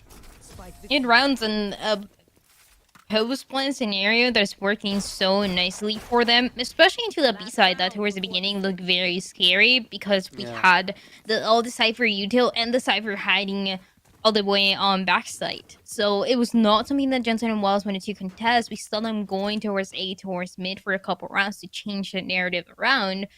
But now they try to find the answers again. They don't find the Cypher up close, but they still have to deal with the kills and the damage that is not really connecting. So it's a little bit of the opposite story that we got to see before, and it's surprising. But the Cypher is back in the game. The Cypher is back into that side, and that is exactly what Johnson and Wells is trying to go. I like it. Creative DJ man, dude. You don't want to go ahead and put your eggs in one basket. Johnson and Wales just push out over towards B. Nothing all too crazy, nothing all too creative. But if it gets the job done, I'll let it be. It's the final round of the half. Anything goes. Mini drones low in HP here will get topped up by both the Sky and the Sage if need be. And speaking of ultimates as well, there's still plenty of them for Long Island as well to utilize too. B-Man probably should be a little bit more passive in this position just so they have that res available.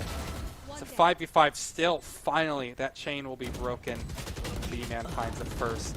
I mean, DJ Mandu just throwing a cage. I'm sorry, son, that doesn't do damage.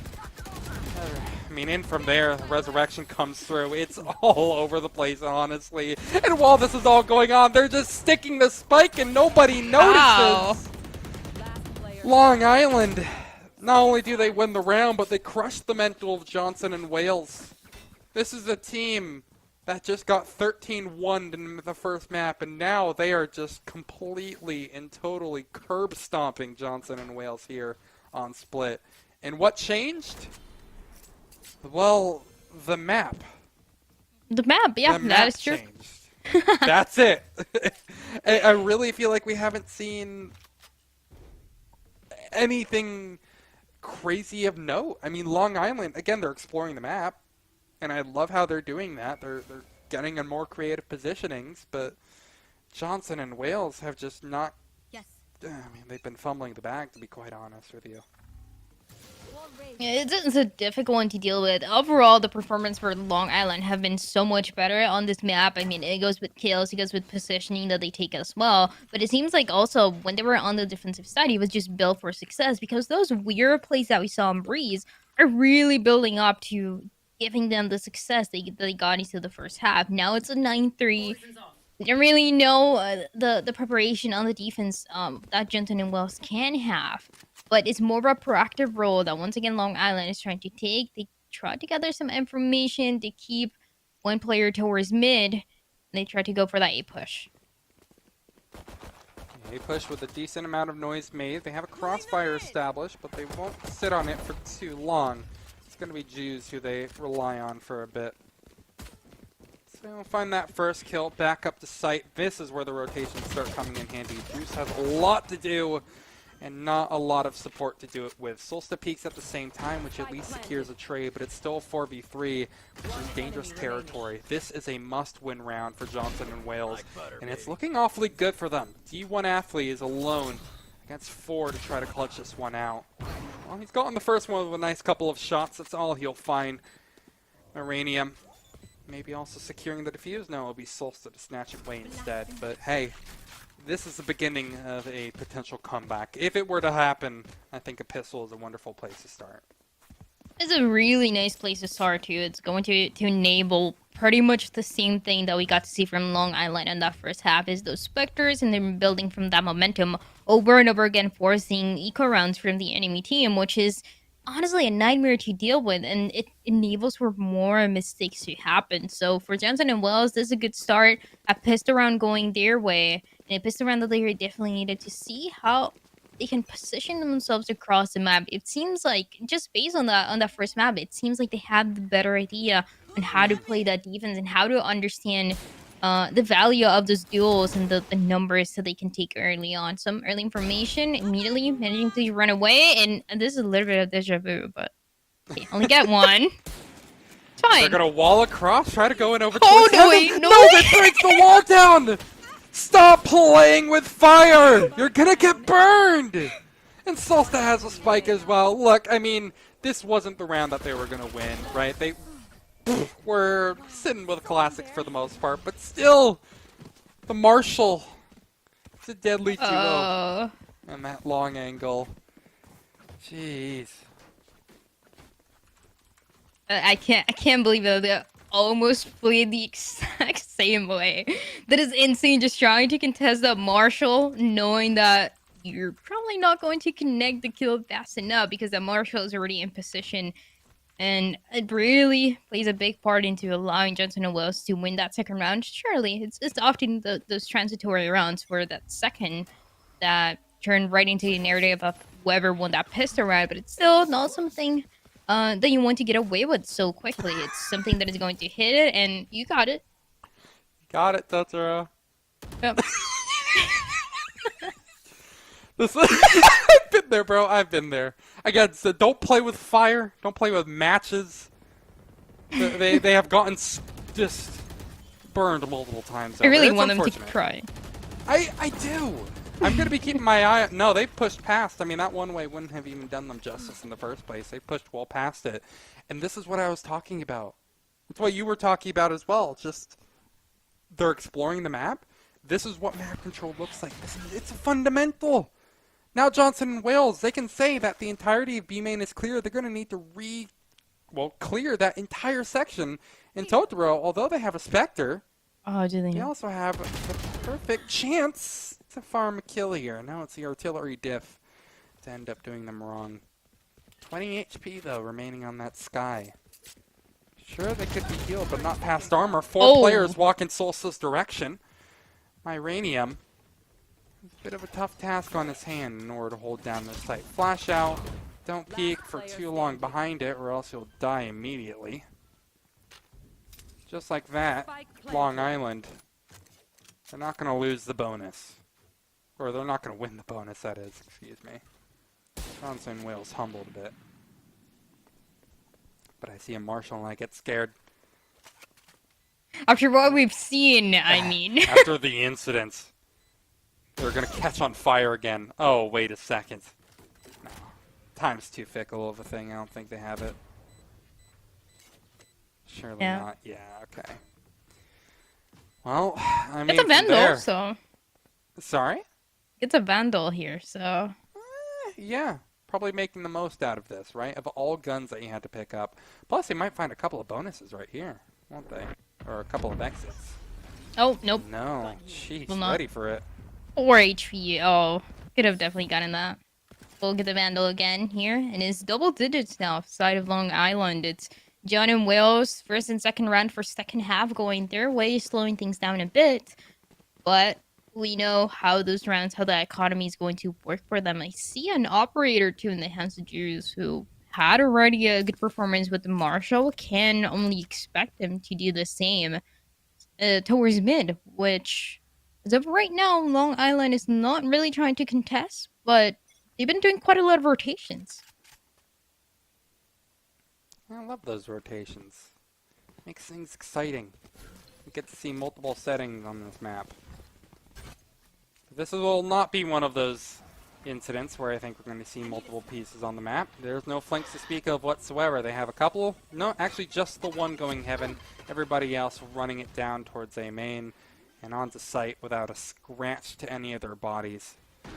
Nikki is short. See how tall they can stand here. The answer is, well enough. I'll bait their teammate into finding a kill here. Retake effort is still on, however. They haven't given up chances yet.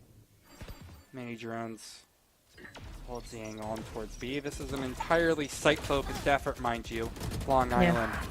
Bit of clearing utility will do them a lot of wrong, but they have not been contested. That time's still ticking, Triad! Where are they? They're nowhere to be found! Start pushing the site, Totoro! Come on, go ahead and see that prime real estate you have! No, there's gonna be demolished one after another!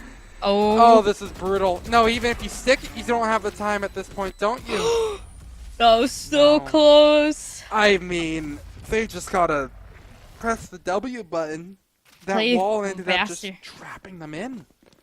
It's such a tragic round as well because the picks finally start to come in for Jensen and Wales, but like you said, the timing was really everything. Timing for a lot of this post-plant scenarios can be the biggest enemy, and for Jensen and Wales, it really seems to be the case now. Another timeout that we get to see someone on the side of Johnson and Wells. It's a narrative that can continue to go back and forth, especially on these maps, if they don't really find a way in. This was the answer. They bought an operator. They bought those Vandals because they thought that they could stop what Long Island was bringing, but it's pretty much the opposite scenario of Breeze, right? It is Long Island just going into side, planting the spike, forcing a post plan where the numbers are going their way and getting away with it in a way that you start to question, is the timing the right thing that is being played on the side of Johnson and Wales? Is the positioning that they're taking defensive enough, or is there another change that has to be made? This is one of the conversations that they have to have as the timeout starts to run out and they realize that it's going to be a very, very long comeback if they want to win this map too. I mean, it is doable. Kind of a terrible setting for them to have to begin mounting a comeback. I mean, I guess we also said that on the pistol where... I mean, I think it's worth noting that Johnson and Wales have shown, like, glimpses. It feels like every round that they have won has been one-sided in their favor. But, like, they've never won a close round. Yeah. And obviously, like, Long Island has had a lot of one-sided affairs in their way as well. Oh my god, they're starting to move around the map. Look at this. Nikki is short. Yes! Look at this. Explore the anime territory. Get somewhere new. Please, God, more of this. Inject it straight into my veins. This sort of map control is so important for them, but they've been so afraid to push off of it. He concedes it entirely. And we're kind of right back to this awkward state where eventually they kind of meet in the middle, where the attackers end up making their mark, and they lose their fights. It's not something that we could have said for map 1, but, I mean, in map 1, Johnson and Wills were hitting some crazy shots. Why is my Radium there? It's a different question entirely. He doesn't have any backup. Kind of caught out in the middle of nowhere. But once again, they had a classic. They were probably just trying to get into a cheesy position, maybe find one. See if Solsa can go ahead and fare a little bit better. Nice shot on the first, drop. Not quite the second. DJ, man, dude, hitting some nice shots here. Gonna find 2. I mean, 2 remaining here. There's going to be the Jet all trying to get an advantage into this one in a post plant. Spike just planted here. Paint shells that we hear all the way back. Not really knowing where the defense is going to be coming from. The Jet here, Nikki waiting for the right time to engage. A Cosmic Divide 2 invested. And looking for the perfect opportunity to close this round right here. And maybe move us on to a third. Mind you, it will be Ascent if we get there. And considering the struggles, it's looking a lot more than maybe. It's probably just going to happen at this point. It's 12-5. Johnson and Wills will finally have a good, solid buy in their favor. Really no asterisks attached whatsoever. But again, this just has to be something amazing. I mean, this discrepancy of rounds is so large. Where you just feel like Long Island will squeak one out, right? Yeah, I wanted to give the benefit of the doubt when we got to see a shaky performance coming in on Johnson and Wales on the attacking side, because we know how defensive this map can be, and I mentioned it a little bit earlier. But now we get to see the defense. It's not looking too impressive. They're losing a lot of members early on. They're losing map control, which is kind of the crucial part of the defense in a map like this one. And it's just from mistake to mistake. They're getting taken down and they're losing this round. And Long Island already in match point. They need one more to go. A comeback has to be absolutely insane for the last chance that Johnson and Wells is needed to close this entire match. But it's not looking very likely right now. Well, it's either we have an incredibly interesting storyline with Johnson and Wells pulling off something amazing, or we're going to be treated to a map 3. So either way, there's content ahead. Yep. It's just a matter of whether it's the more painful of the two. Seekers in over towards A. That will initiate the execute for Long Island. And a bit of structure, a little bit of form here. Nikki is short caught out. Solsta at least will secure one trade, but still, considering the sort of, I guess, census that we've seen so far, it hasn't exactly fared very well for Johnson and Wales. This is the same situation.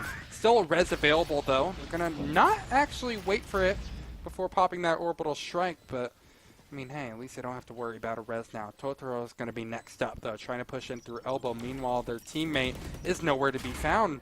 Totoro has to fully rotate around. This is so discombobulated, and the time is not there as well. Just chalk it up. Long Island, they're looking clean on split, and they'll finish it up with just a couple of scratches after some strange rounds from Johnson and Wales. And hey, it's not going to be the comeback triad, but it's the stranger of two options, and that's the fact that we're going to be seeing a third map tonight. I mean, honestly, props to the side of Long Island for resetting that mental after that first map, because it wasn't looking good, and they made it into the second map looking pretty good from the beginning, right? Those pistol rounds going their way.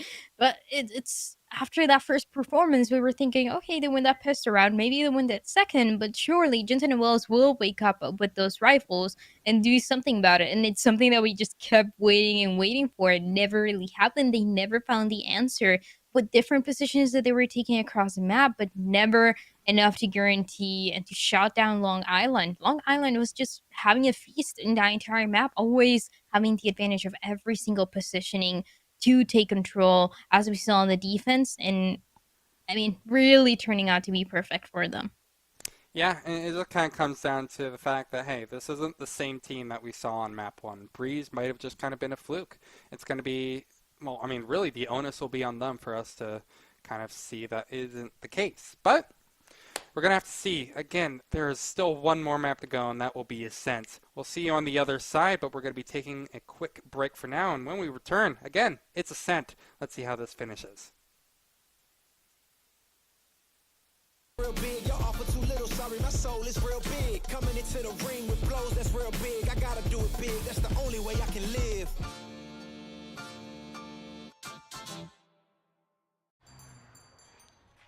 What will you like today? Another Cloud 2 classic? I'll stick with the usual. Maybe take a little bit off the sides.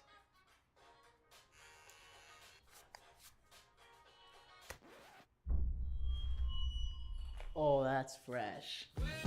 The HyperX Cloud 2 Wireless. Legendary comfort goes wireless. Hey, watch your head.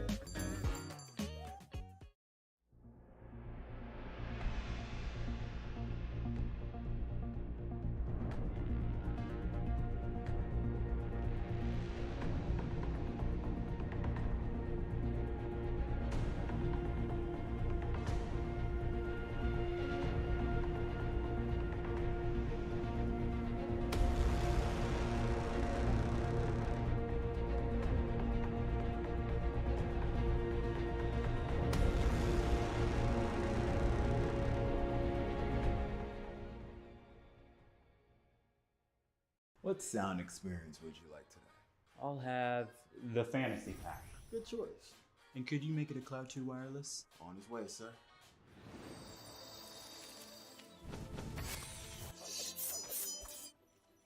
Sounds amazing.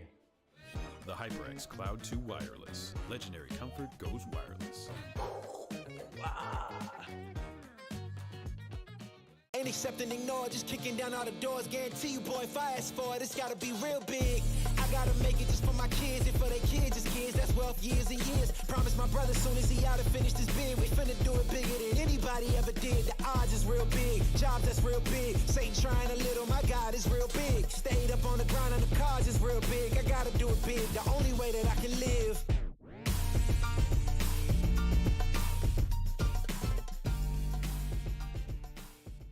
Hey man, I just can't find a comfortable headset. I mean, I've tried everything. Literally everything. Sheesh, my brother. I got you. The HyperX Cloud 2 Wireless. Legendary comfort goes wireless. That is comfortable.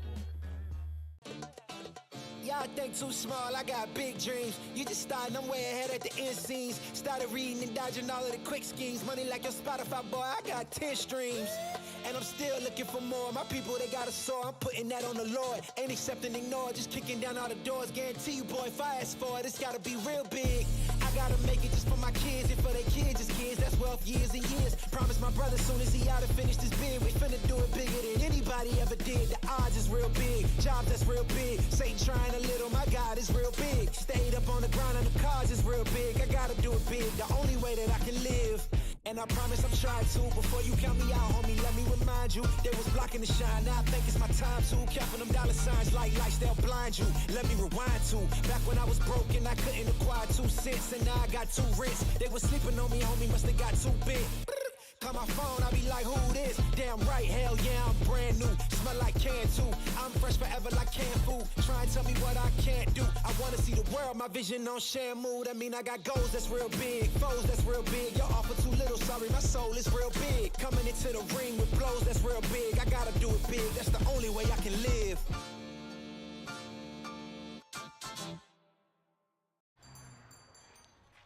What will you like today? Another Cloud 2 classic? I'll stick with the usual. Maybe take a little bit off the sides.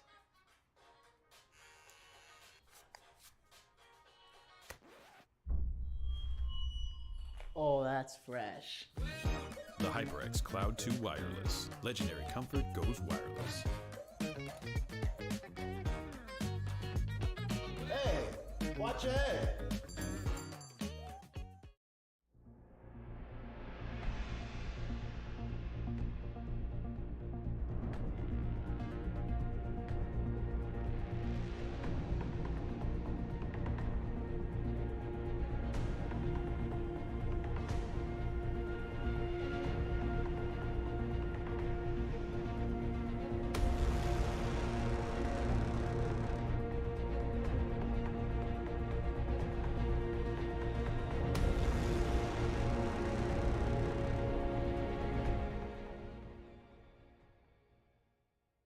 What sound experience would you like today? I'll have the fantasy pack. Good choice. And could you make it a Cloud 2 wireless? On his way, sir.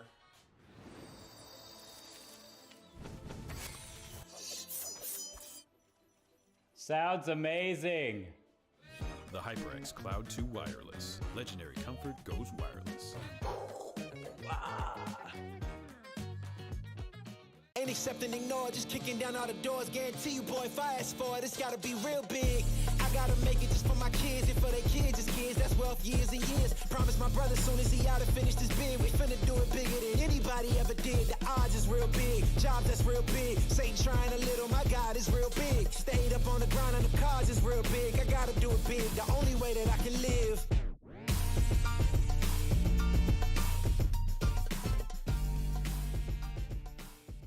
Hey man, I just can't find a comfortable headset. I mean, I've tried everything.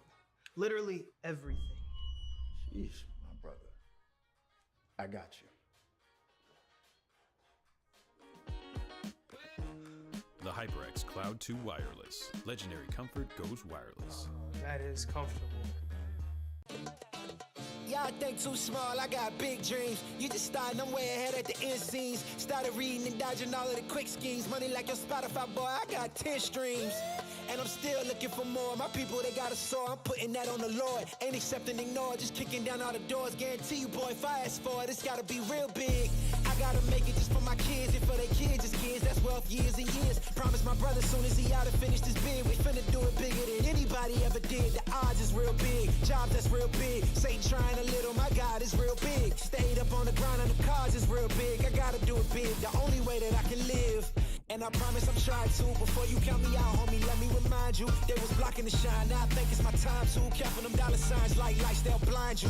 Let me rewind to. Back when I was broke and I couldn't acquire 2 cents. And now I got 2 rents. They was sleeping on me, homie, must have got too big.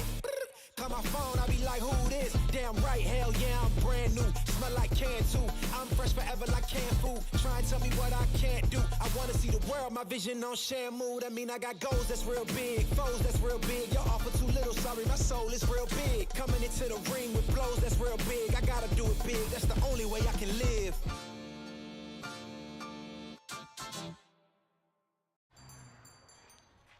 What will you like today? Another Cloud 2 classic? I'll stick with the usual. Maybe take a little bit off the sides.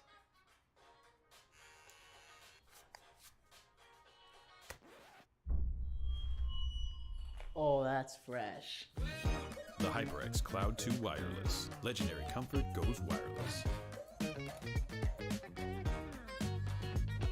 Hey, watch your head.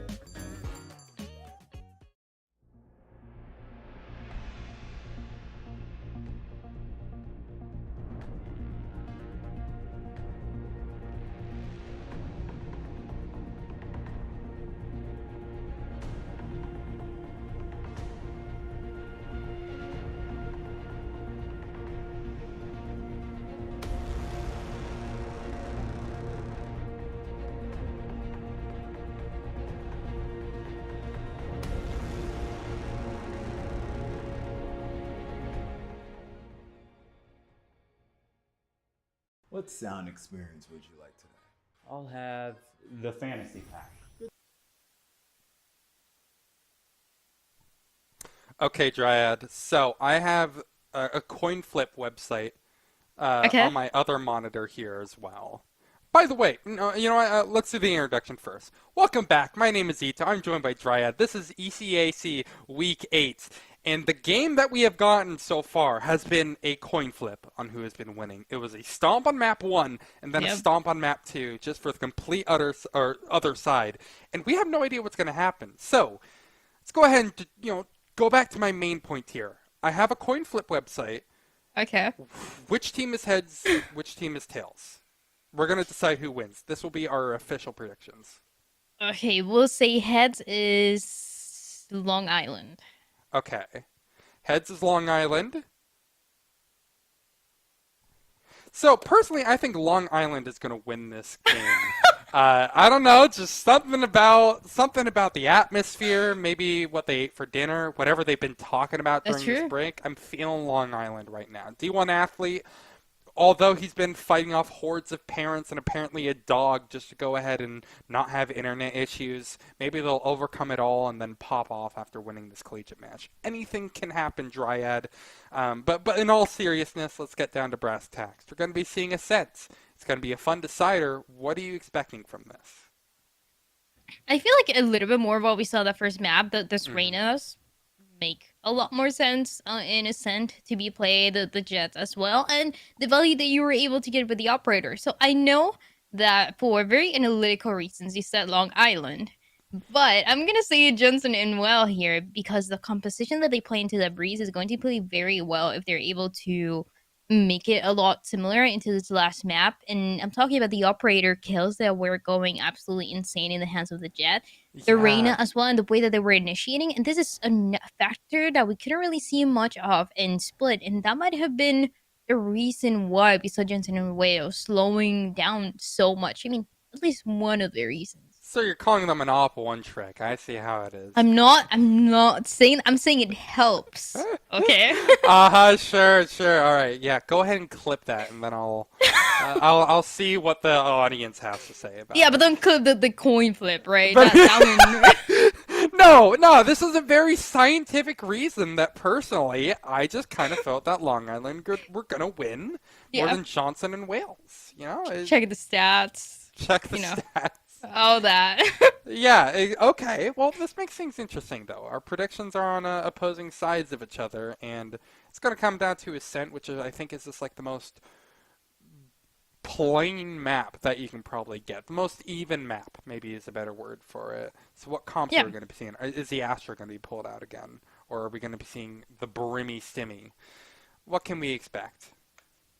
Even in the role of the Sentinels, which it feels like we haven't gotten the chance to talk about too much.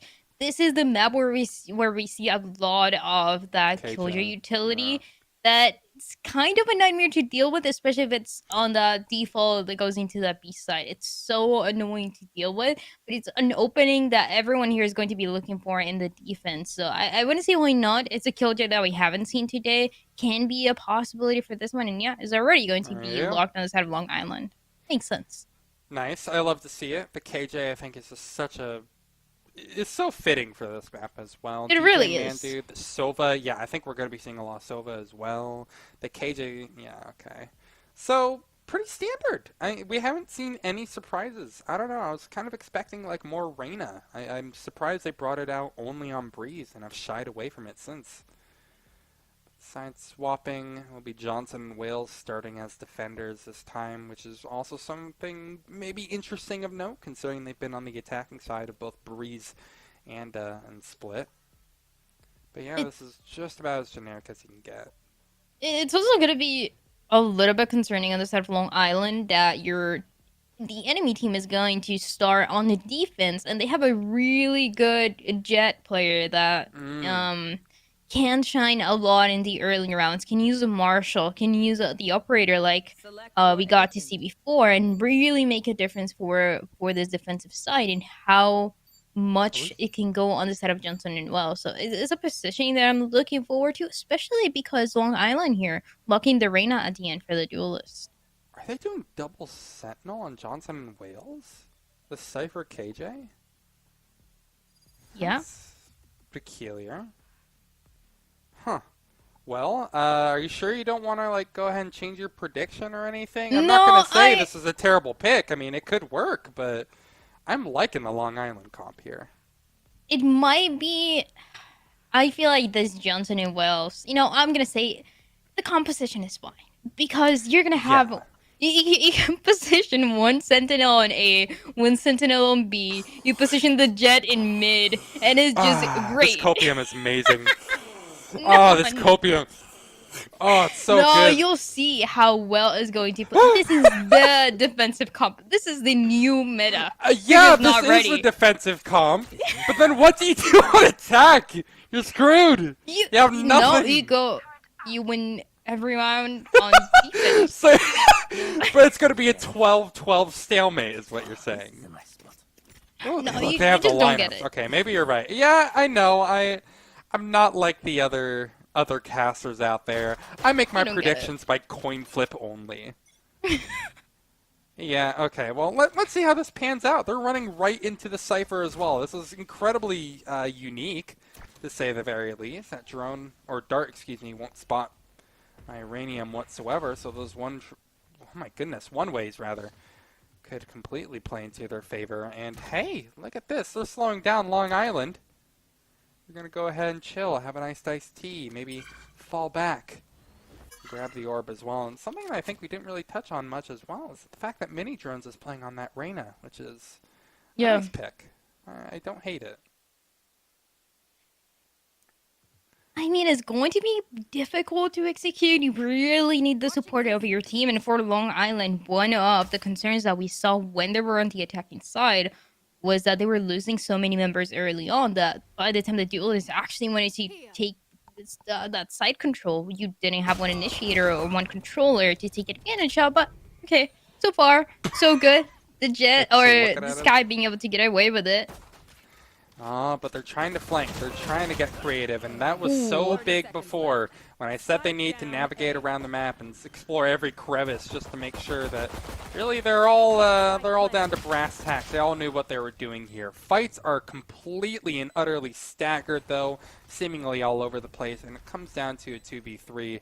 Soon to be a 1v3. I don't see mini drones living for that much longer, especially when there's an Omen who wants that more than anything. Solsta will find the killing blow, and it's B-Man alone. Spike not planted in his favor. He's going to have to win a ton of fights, and he's just nearly missed out on the third. Totoro will finish him off. And That was another so pistol, close. huh? Yeah.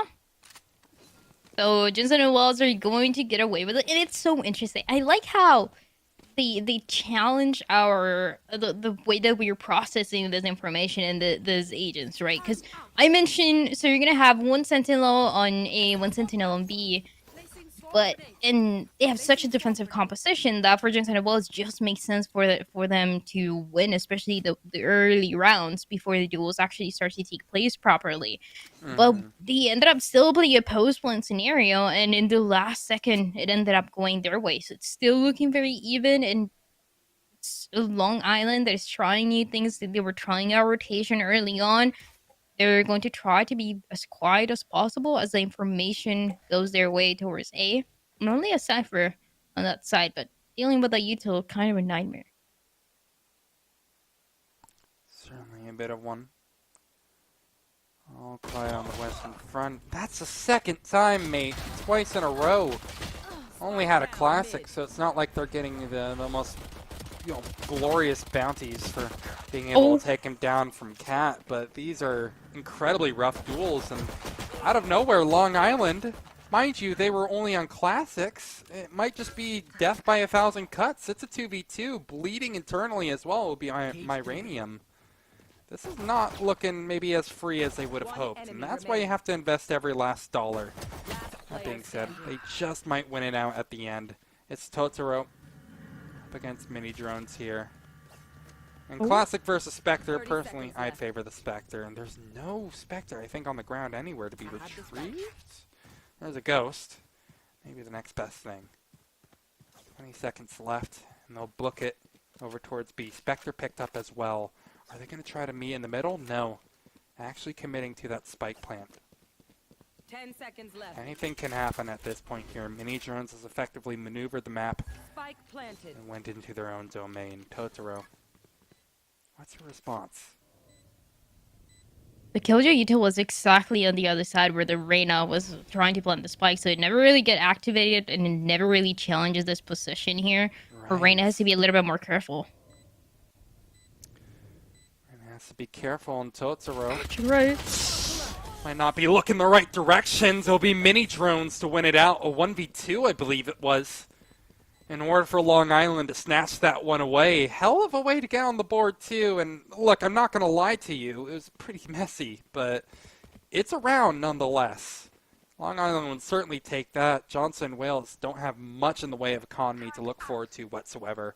There's Juice, who's going to be able to buy up a Marshall half armor. That's about it. Yeah, I want to see the last couple decisions here in the economy for Johnson and Wells. Not too great after that one. Was looking towards buying a Phantom, but will decide to try to go to at least of a half buy coming in for this defensive team.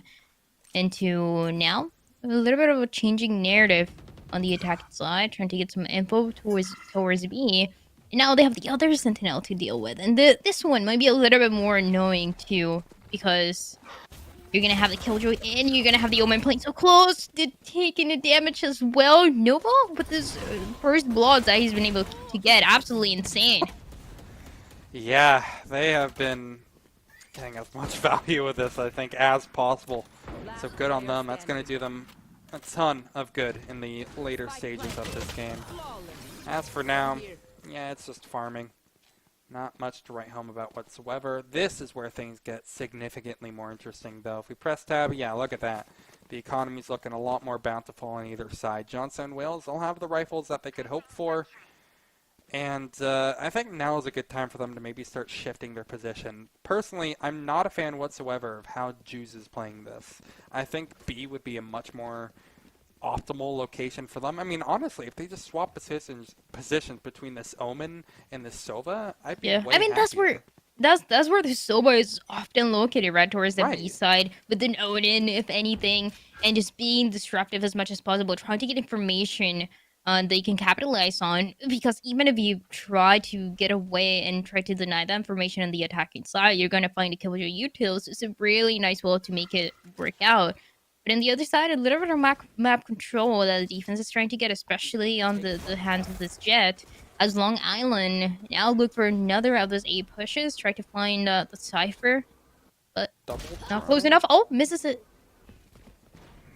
Yeah, not getting really any information from the two drones that they use. Awkward spam back and forth. It's actually something Johnson and Wales are just absolutely farming off of, isn't it? Again, incredibly messy. Don't go ahead and think anything else of it, but Johnson and Wales, that's a really huge round for them.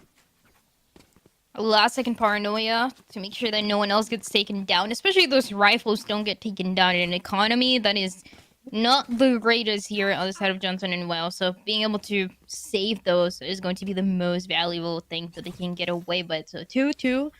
And now it's a little bit more of a balance, right? First map being so one-sided, second one a little bit too. Now it's right in the middle. Is a 2-2. It's a situation where any decision that you make in terms of what utility you're going to buy and what ultimates you're going to use, especially on the side of Long Island, is going to guarantee who is, at the end of the day, able to get away with the rounds. And the information game and stuff right now seems to be everything for Long Island. They really need this round. It's big for them, but mind you, we also kind of saw a similar situation towards the beginning of Split, where both teams, were just kind of neck and neck for a while, but then slowly and surely Long Island just really started getting away with it, so it could happen again. That's my copium for Long Island, but yeah, as for now, it has been just about as even as you can imagine. This is a pretty staggered push outside of B here, but they have the players in. KJ lockdown will be used behind it, but they're not spending all the time that they could to force them into these awkward locations. They're going before that lockdown is even fully utilized, and look at how much they're suffering because of it. Sure, they get a detain, and sure, Novacorium is going to farm behind it, but Nikki is sure has done their part. They're not clearing it! No way! You gotta make sure to check your corners! Oh, at least that is it works one out. corner that you have to check. That is the one corner where people are always hiding. I mean, at the end of the day, Long Island, they get away with that round, but that was a messy round for them at the end. There's so many losses. The Killjoy utility seems like could be getting so much more value. And at the end, getting denied. So Long Island capitalizing from any small opportunity. It really, I can't believe it came to that 1v1. I just think it's so poetic in a way that between the games, we were talking with our producer, and he's like, yeah, I've been enjoying this game so far, but I noticed they haven't been checking their corners a lot. Case in point right there. It's just... it's ridiculous to see how it just works out in real time. I don't know. Let's not harp on the point too much here. Johnson and Wales, they're trying to make up for it with that early kill into this next round. Plenty of ultimates are starting to stack up as well, Dryad. I think that's worth noting. For Long Island, they had quite a lot that we saw early on, and quite a lot they can continue to capitalize from, right? We talk about the Hunter's Fury, for example, and the information. But look at this. Yeah, like you said, pushing. Johnson and Wales is going to try to pretty much completely surround what Long Island wants to do, and the time is running out. The decision making, it has to happen now. This is really nice, though. They've effectively kind of corralled them into going this direction. Sure, they can back out like they are right now, but they're going to hear it all. They'll have the heads up on basically whatever next move that Long Island want to make. 30 seconds left. That being said, they need to go ahead and have the firepower behind it. Nikki is short, has a pretty tall order on their hands. Try to keep them in as long as possible. Solsta will let them pass. They don't want to have to give up their advanced positioning in the smoke here, but they could be rewarded with so much if they make it happen. Mini drones, they get their one. Time is of the essence as well. They need to start moving quickly. In addition, they also need to win their fights. Everybody left alive at this point has an ultimate, so be liberal with your utility. Do something, but you need some sort of winning moment. D1 athlete. It's him against the world here. It's a 1v3, his position given away by the Cypher as well. D1 athlete, what do you have for us? First kill, traded out right after. Not nearly enough. That's what they have. It feels like towards the beginning, in general, the spike shouldn't have been planted. The numbers were going to set up Johnson and Wells. They had all the map control, but the one key movement that made things different was that Nikki had the opportunity to go either from mid to B or go directly to B, where he was already on the flank. He already had the positioning. He decided to get mid, and that just enabled the side of Long Island to plant the spike. There was no one on site. Nikki had enough time to make it happen. Yes, they win the round, but it's more economies, more money going to set up Long Island, which is over and over again what you're trying to shut down. So far, we have managing to do it. We see a Marshall, we see those ghosts in the hands of the Long Island players, as they are now, they keep switching around, and it's not so much of the defaults that we've seen, but a little bit of the same thing over and over again. Is either a full A push or a B that happens very early, as we already get to see. Well, yeah, and it looks like it's going to be repeating itself again, right? Quick push in over towards B. And, well, a stomp. I gotta say, that being said, I know they're working with lesser equipment right now, Long Island, but they have been completely ground down by Johnson and Wales for the most part. Only now are they fighting back. Came at the point of Solsta, I believe it was, hitting a couple of nice shots, or B-Man rather, hitting a couple of nice shots, but this is still anybody's round, and it feels incredibly strange. I have to say that Solsta pushes up, misses a single knife. They needed to hit that one. B-Man. I mean, talk about getting victory from the jaws to defeat there. I don't know. They're like very mangled jaws. Like the teeth are all, you know, there's one going this way, one going the other way. It was a little bit awkward, but that's kind of been the game so far. It's been scrappy as all hell, but enjoyable to watch kind of because of that. It's been a lot more intense, especially into those late rounds where the positioning reveal was doing everything. Nowhere to run, nowhere to hide, time running out, and not even the Blade Storm can do enough for that round. Another one of those Marshall early rounds that we tried to see into this one so far, not connecting, having to play back on the attacking side, but there it is. There we go. The Marshalls, man. The Marshalls! Marshalls! God, I mean, obviously we've seen more Marshall than Operator this series, but I feel like even frag-wise, whenever the Operator is brought out, it just pales in comparison to the Marshall. Something about that gun is just nasty on both map 1 and map 3 right here. Talk about a huge win this would be for Johnson and Wales as well. They don't really have anything going for them in this round economy-wise. It means so much to them, and Juice is making it happen. I mean, that's 3 Pushing kills. in? And he's pushing. No, don't get too close to the sun, mate. You might burn up. You have a dart. Use them. Come on, you have util. Be a Sova. Oh, goodness. Especially since Spike is stuck here, too. Nova, Corium. Nowhere to run, though. Much more awkward. Yeah. Even athlete. Have nowhere to run. Completely surrounded. The last couple kills will go instead of Johnson and Wells, and they're clean up this round. A thrifty 1-2. It all started with the Marshall, and it also was able to end up with the Marshall a little bit at the end, enabling the space to be controlled by the defense. And this is something that you mentioned a couple times, right? The map control. It's the biggest key for success in so many of these rounds, and it seems like Johnson and Wells are slowly trying to understand it, still making it look even, still going for those thrifty rounds and those picks. That the problem here is that you can't rely on getting a kill with the Marshall every single time, right? So it is now Long Island's turn to try the same thing. Well, if they have the same sharp shooting, I could certainly find themselves maybe in an advantageous position. All grouped up towards the top of mid, however. This isn't optimal, I'll put it that way. Keeping one player watching B main, another watching A main, which I actually think they had going for a little while there. Probably is a little bit more of the vibe, more of the energy they should go for. I think they're going to try to split up through mid here behind a couple of flashes. I don't hate the idea, but they're going to be in for a very harsh surprise when they realize that Solsta hasn't been cleared out. He's going to be effectively corralled out of position here. Trade 1-for-1 over towards Catwalk. There's still more where that came from. Myranium is next up, and he will take a couple too many fights. Solsta as well is going to be able to take a couple of fights, winning them both. It's a 1v3. And Novacorium won't be able to do anything. Johnson, Wales, they kind of struggle for the beginning portions of that round, but finally it all goes in their favor once they stabilize themselves. Solsta might be finally back online. We haven't seen much of this yet towards the beginning, but now getting the 3K. And also, it all started with such an aggressive position towards mid, where no one was really able to contest him in time, had to back up, had to get those kills, and it really went the way that they wanted to. So now, this is the momentum that Solsta has been waiting for. He's been waiting for that operator to be in his hands. Has it now, has the numbers as well in terms of rounds going for his team, and is a perfect opportunity for them to contest good information as well early on.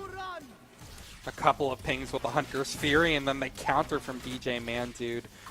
Neither of them being that effective. Attacker Killjoy use their...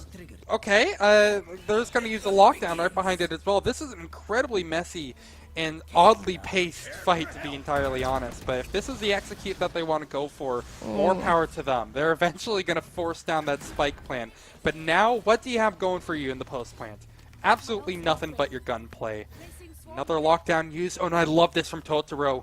If you follow those projectiles, they might hide in over towards Wine, and they might actually just get corralled into their own death right here. Gonna be eating the detained. Do they clear him? Yes, they do. Myranium is able to find two, and that spike is being completely and totally stuck at this point. There is nothing that Long Island can do other than just eat it. That is why you have to discipline your ultimate usage. It's at least, you know, if you're going to invest multiple of those ultimates in a single round, at least try to layer them instead of using them all at once, right? We see that lockdown coming in.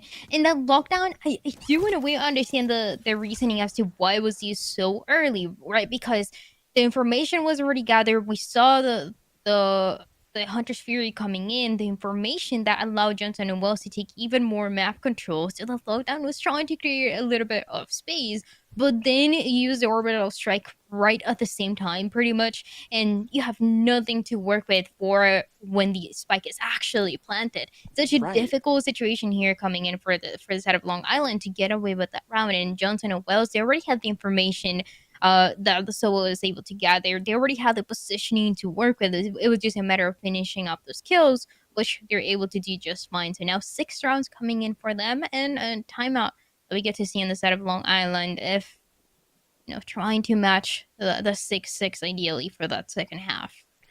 It would be nice. I just feel, yeah, to kind of harp on that point maybe a little bit longer, I feel like they could have done so much with that Brimstone ult as well, you know, that orbital strike. They could have either kept it for when the spike was planted, or they could have even comboed it with the KJ ult, so right towards the end, because you're inevitably going to have people just kind of like waiting at the very edge of the lockdown. That way they can get right back into safety. If you use it right as the lockdown's about to go off in that sort of safe zone, it could catch them out. Like there's a couple of things that they could have done, and they sort of chose neither. They chose the use it right in the middle of where your lockdown is, and they just got no value from it whatsoever. Again, not to harp on it for too long. I mean, there's still plenty of more rounds of play, and there's still plenty of more kills coming from Johnson and Wales that we can maybe focus on instead of boring ultimate usage. This is certainly a lot more fun. I like seeing heads getting shot. What can I say? I'm a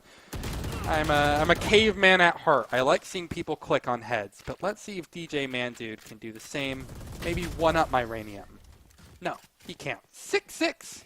Dan, or Dryad rather. I know you want to see a 6-6 half, but it's kind of impossible at this point.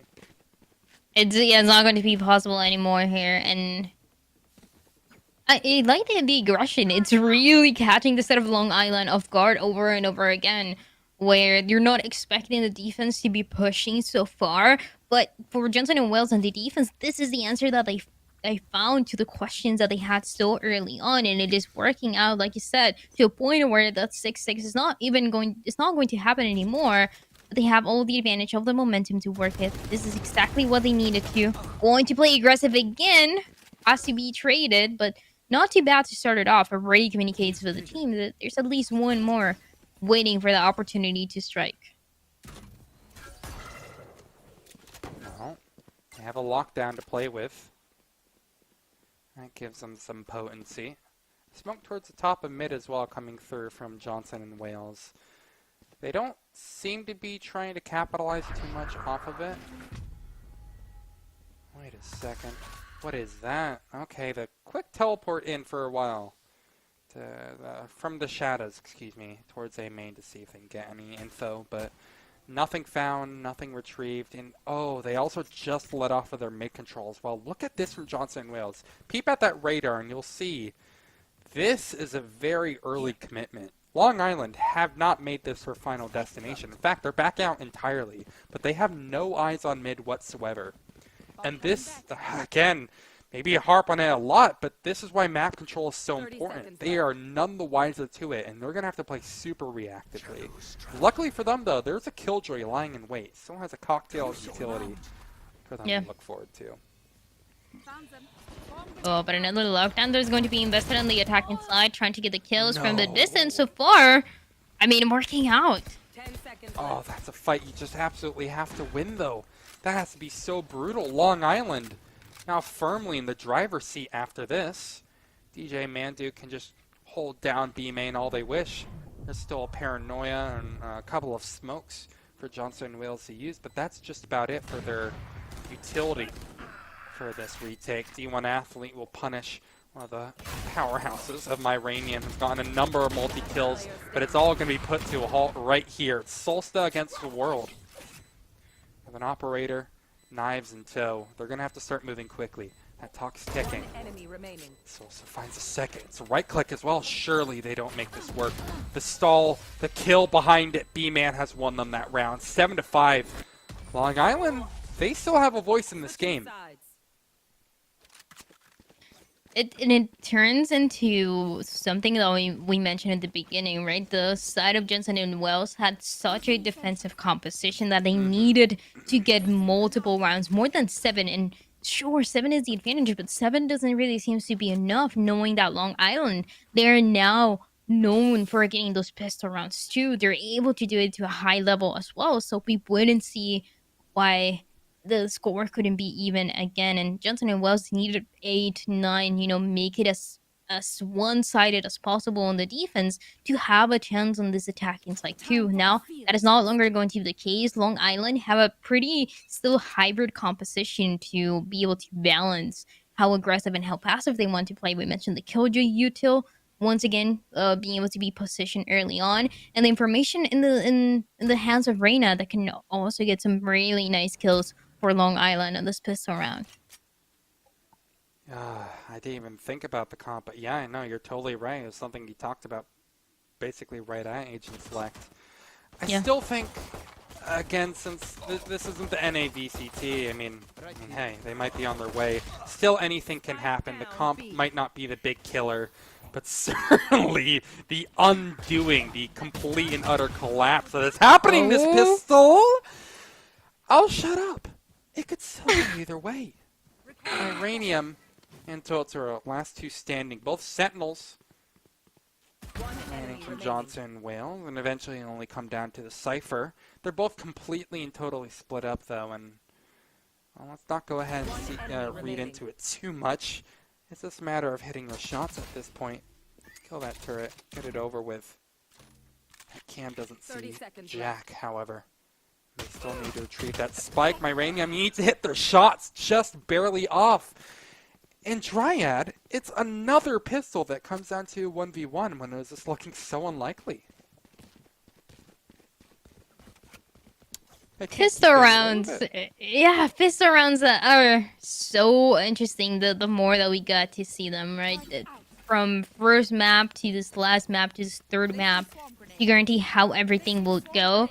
It's a perfect opportunity to get a little bit more. And we definitely see the pressure that Johnson and Wells is having, forcing a couple of those Spectres, one of those Marshals, trying to make things even. We already saw it in the first half. It was a 1-1 to start it off. They need to try to do it again. It's a composition that needs a change, needs an aggressive opportunity for them to engage. And as of right now, the aggression not really getting too much.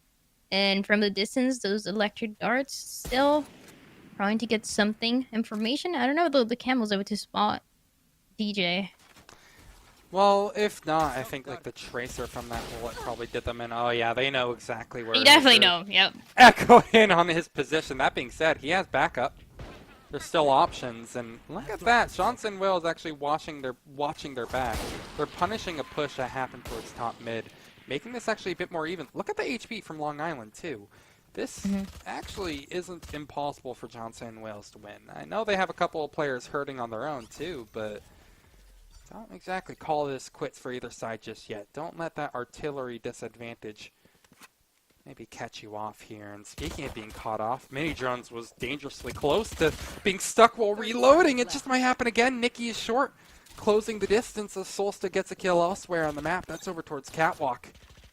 And this could still go anywhere. Spike is kind of lounging in market right now. Actually might end up going towards B. They're just waiting for a kill at the moment, but time is of the essence. They don't have a lot of it. If they go in towards B, oh god, they don't have any time whatsoever. What are they doing? Go! They don't have time. They don't have time. They actually don't have time. I mean, I was wondering what B-Man was doing all the way back while the action was taking place on site, but now I fully understand. Truly, it just a very messy situation that turns into running out of time into very unexpected ways. And again, Long Island, I saw the Killjoy playing all the way back, playing here in this boathouse and hoping to make it move.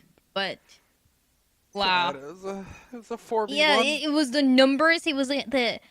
You know, we saw some information early on. It seems like it was going to be pushed. At least it was going to be a quick rotation, but this is just not something that should be happening. It's brutal. And it just kind of adds to something maybe we haven't talked about a lot, but B-Man has been absolutely farming this game. I believe they're like 19 or 18 and 8 at the moment. And that's not even counting the 1v4 that they technically just pulled off. Yeah, look at that, 18 and 8. Not, again, counting that 1v4 that they got simply by existing, but, you know, Long Island have had some of these pieces that need to wake up. Wake up! They've done exactly what they needed, have the ignition going. Now they actually need to do something with it, because Johnson and Wales, they still have plenty of firepower on their squad as well, and they are farming for a good amount of kills. A 2v4, as that Spike will get down, this time within a very reasonable time as well. 42 seconds on the clock as it goes down. So 4v2 to deal with here. The kill will be able to connect here with Juice, who was playing all the way back. Now the opportunities could be fading away, trying to connect the last opportunities into Long Island's hopes to get ahead. They haven't been able to do so in this map. They've been so close, they've made it even, but when time is running out, the opportunities also fade away, and Johnson and Wells, he will be getting away with this round. The Spike goes off. Yep, just about. Some pretty heavy damage sustained though on Johnson and Wales, so it's not going to be the free lunch you're hoping for. They can still rebuy without issue, and Long Island, they can't exactly echo that same sentiment. B-Man will be the only one with the gun saved. So, I don't know. Dryad, what do you think is the move here? Do you stack maybe B-Man alone towards the site and just hope they farm and then have the other four, you know, go off on their merry way and try to find kills, or something else? Yeah, I mean, on the side of Long Island, right? They need a round, and it seems like they're always playing those catch-up games because of the strategy itself that is being played. And yeah, I mean, it happens again. It's a little bit of everything that is playing into them. We see the numbers, and we see the time that sometimes doesn't really allow them to get the kills that they're needed to. So now Jensen and Wells going for a mid push, trying to make it work. Reina being able to respond right away, and a little bit more support that is coming her way. This is looking nice. Long Island. Oh, I mean, really, I fought back a decent amount. Novacorium. Unfortunately, that bird needs to be put down. It wasn't. Oh, that happened again.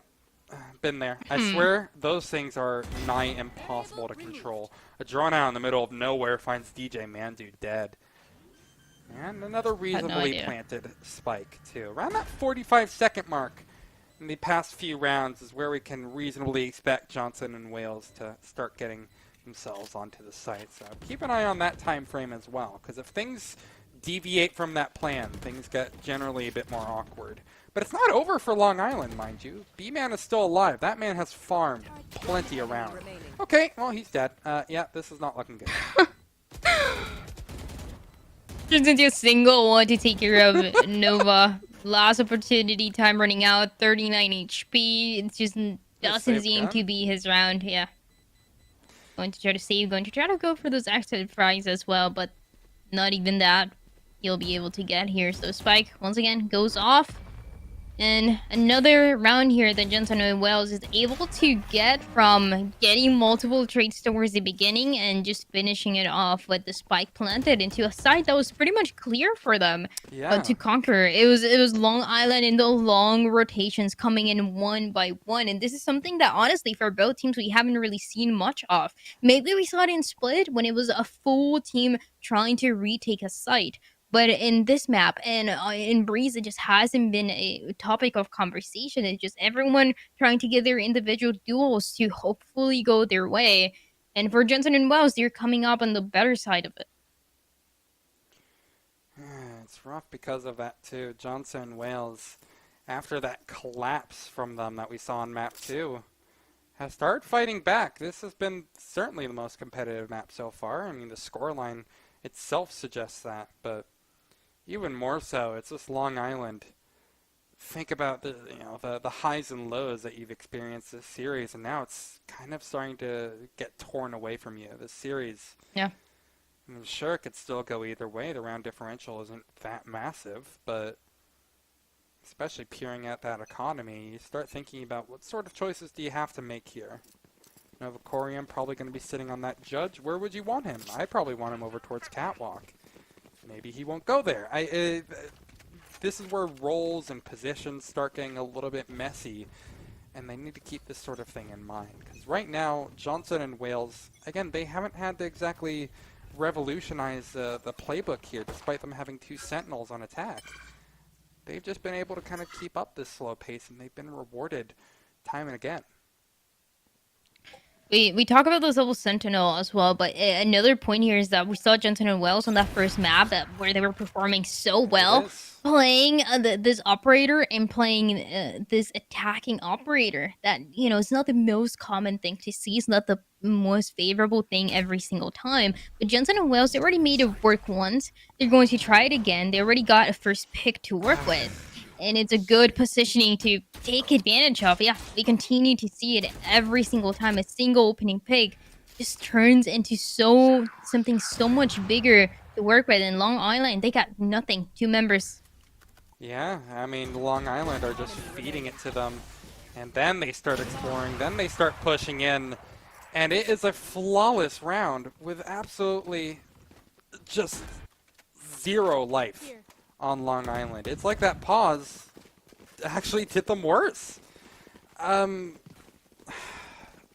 don't know. There was a lot of pretty questionable decisions there from the dry peaks that they were taking, but I think if I had to point to one, it was Novacorium over towards B. They were stuck in over towards Logs. They got flashed by Nikki is short, and then they just ended up dry peaking right into their own demise. Now, look, good shot by Nikki is short and all, but you know, you're Sky. If there's anybody that I trust to flash out and be able to get away from position, it's either you or Jet. Like, just flash out and maybe give yourself a better chance of surviving, or just tuck in and hide, force the enemy to commit. It's, you know, they are trying to get a little bit aggressive on this defensive end, but it's completely at the wrong times and when they're at a disadvantage.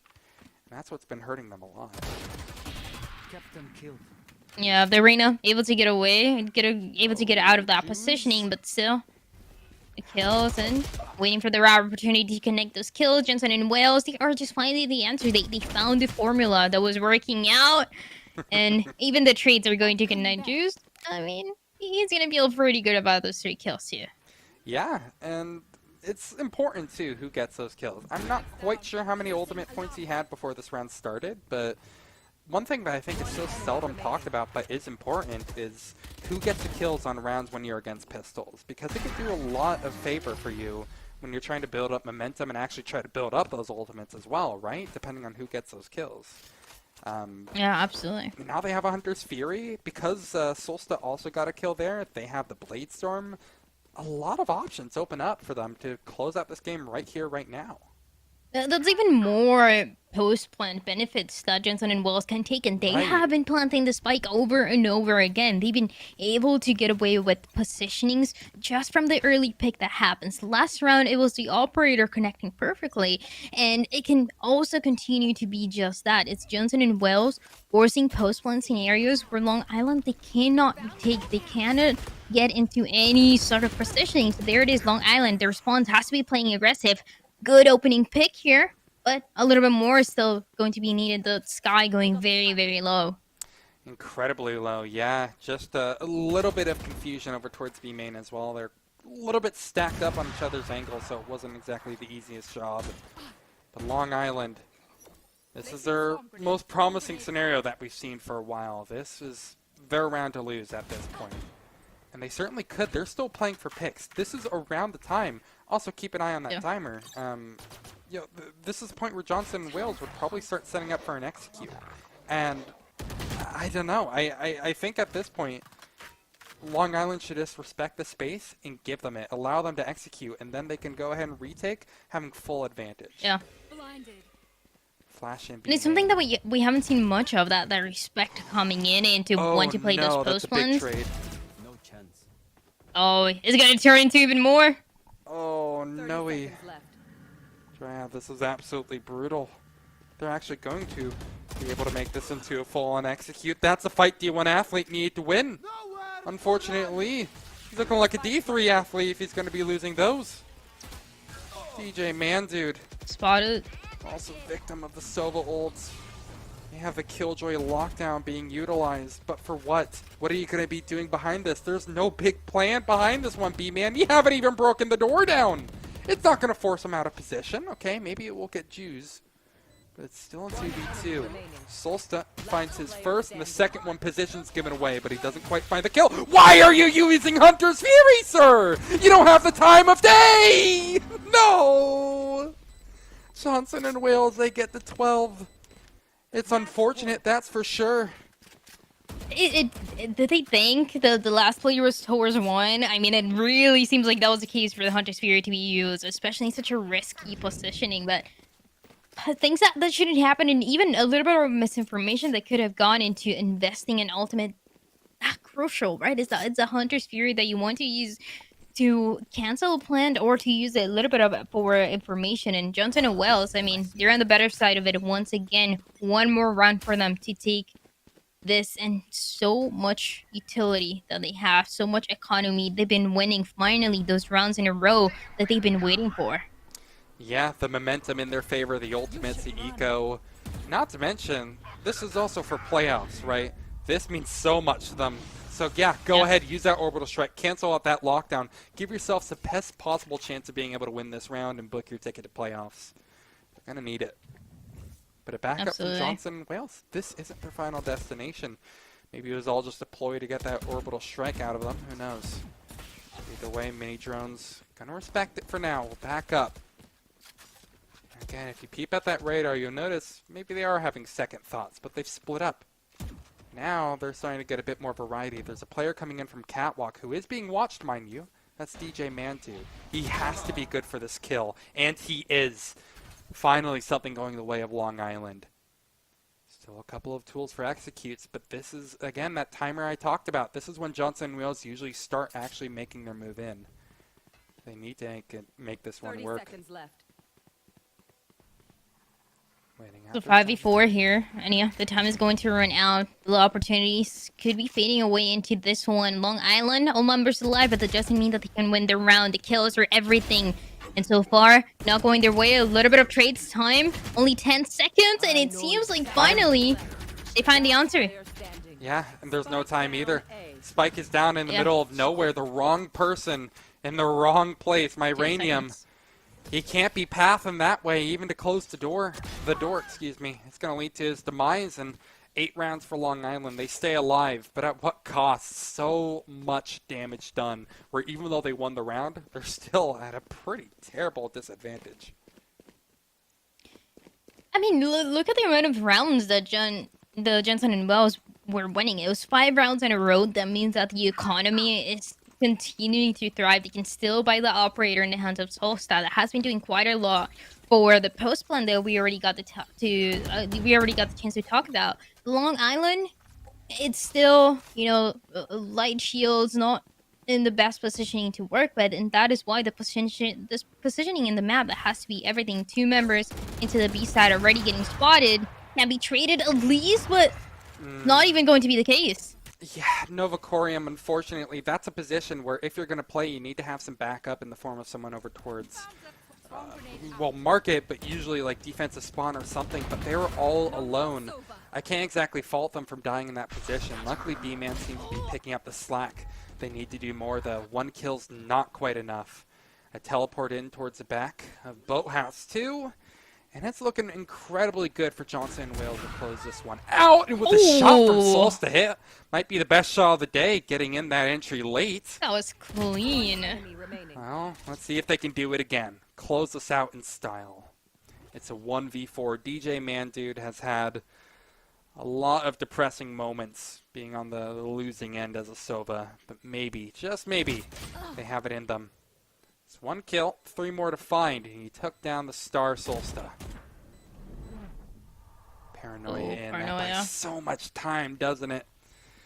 It's all crumbling down. Johnson & Wales, welcome to playoffs. You've officially booked your ticket. Well deserved at that. It was an incredibly long series. I don't think anyone can tell you otherwise. But the highs and lows after going down, what was it, 13-5 on split? It feels well deserved after how they performed on Breeze, right? Absolutely. I mean, we saw that first map, and it was clear that Johnson & Wales had all the momentum going exactly the way that they wanted to, but starting on the attacking side and split, slowed the momentum, losing the pistol round, and it was just not really looking too good for them. But finding after so many rounds, because it was the closest map, at least finding the answers once again that they needed to so bad. So Johnson & Wales, they get the 4-4 overall score in the matches that they've had in the entire tournament, and they qualify for those playoffs, which, like you mentioned, is everything that the teams are looking for. Is everything that everyone is trying to make happen, and it's a single map, a single good play from one of your players that can enable a situation like we saw today to take place. So really good victory towards the end, a lot more competitive into the map of Ascent compared to especially the beginning. It was very much back and forth. It seems like it was warming up for Long Island to make it into almost the last map going their way. It was always so even. Yeah, I gotta say, this series was like way more competitive than I think it seemed at first blush, right? After a 13-1 stomping on Breeze. They struck back and actually made this a pretty decent series. But I know there's still plenty more Valorant to be played. Again, we haven't even begun the playoffs here. And there's actually a little bit more to this day after this as well. I know you need to bounce, Dryad, so thank you so much for joining me. We're going to be going to a pretty quick break, but on the other end, we're actually going to be interviewing one of the players from this winning team. We'll see you then. Choice. And could you make it a Cloud 2 wireless? On his way, sir.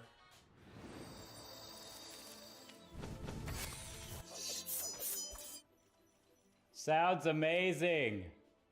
The HyperX Cloud 2 Wireless. Legendary comfort goes wireless.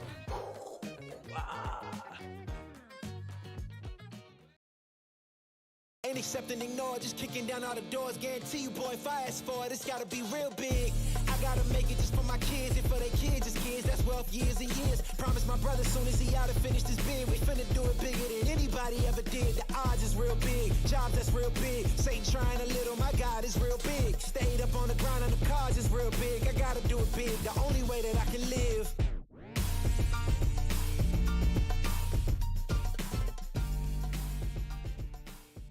Hey man, I just can't find a comfortable headset. I mean, I've tried everything. Literally everything. Sheesh, my brother. I got you. The HyperX Cloud 2 Wireless. Legendary comfort goes wireless. That is comfortable. Y'all think too small, I got big dreams. You just starting, I'm way ahead at the end scenes. Started reading and dodging all of the quick schemes. Money like your Spotify, boy, I got 10 streams. And I'm still looking for more. My people, they got a soar, I'm putting that on the Lord. Ain't accept and ignore, just kicking down all the doors. Guarantee you, boy, if I ask for it, it's gotta be real big. I gotta make it just for my kids and for their kids' kids. That's wealth years and years. Promise my brother soon as he out and finished his bid, we finna do it bigger than anybody ever did. The odds is real big, jobs that's real big. Satan trying a little, my God is real big. Stayed up on the ground on the cars is real big. I gotta do it big, the only way that I can live. And I promise I'm trying to. Before you count me out, homie, let me remind you. They was blocking the shine, now I think it's my time to. Counting them dollar signs like lights, they'll blind you. Let me rewind to. Back when I was broke and I couldn't acquire 2 cents. And now I got 2 rents. They was sleeping on me, homie, must have got too big. Call my phone, I be like, who this? Damn right, hell yeah, I'm brand new. Smell like can too. I'm fresh forever like canned food. Try and tell me what I can't do. I wanna see the world, my vision on Shamu. That mean I got goals that's real big, foes that's real big. Y'all offer too little, sorry, my soul is real big. Coming into the ring with blows that's real big. I gotta do it big, that's the only way I can live.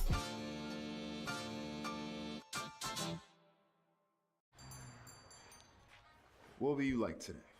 Another Cloud 2 classic? I'll stick with the usual. Maybe take a little bit off the sides.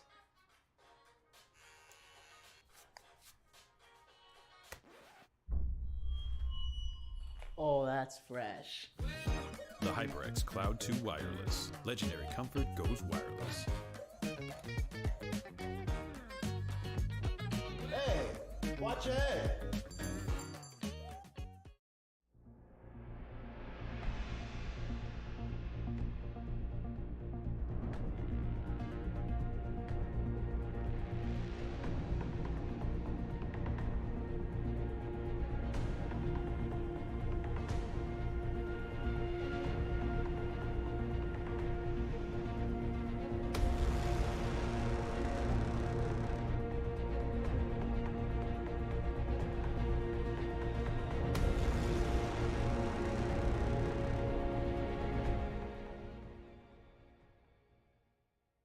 What sound experience would you like today?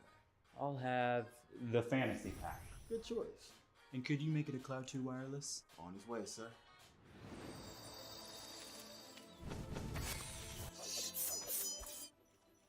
Sounds amazing. The HyperX Cloud 2 Wireless. Legendary comfort goes wireless.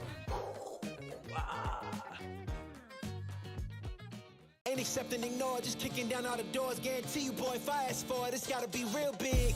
I gotta make it just for my kids and for their kids' kids. That's wealth years and years. Promise my brother soon as he out and finished his bid, we finna do it bigger than anybody ever did. The odds is real big, jobs that's real big. Satan trying a little, my God is real big. Stayed up on the ground on the cars is real big. I gotta do it big, the only way that I can live.